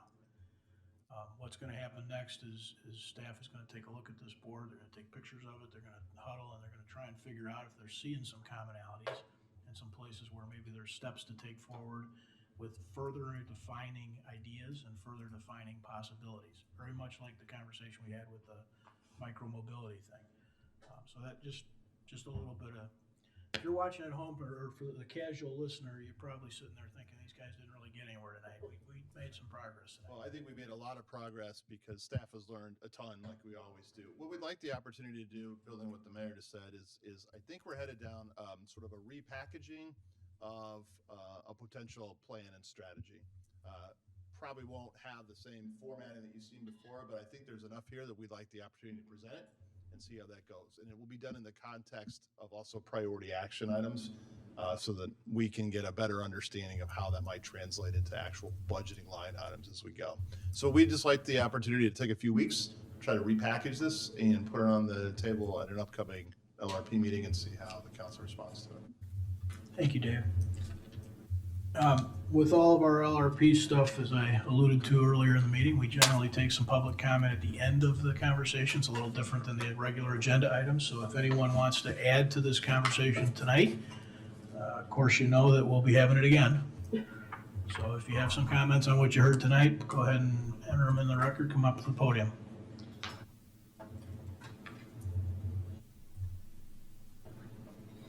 Of course. With respect to the food and beverage tax, if the plan is to create infrastructure for outdoor dining, you absolutely should raise the food and beverage tax and have some correlation with the people who benefit from that, pay for it. The other theme that I heard, one theme that I heard is the concern, and I think a rightly held one, about the uncertain economic climate and what we will be facing in the future. And in that regard, I want to thank Commissioner Tully for suggesting that some things may need to be deferred. And the idea of spending $3 million a year on infrastructure and projects that do not have to be done in a climate that's uncertain for everybody, I think is not well timed.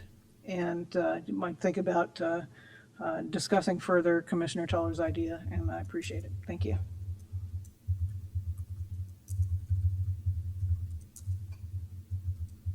Okay, thank you.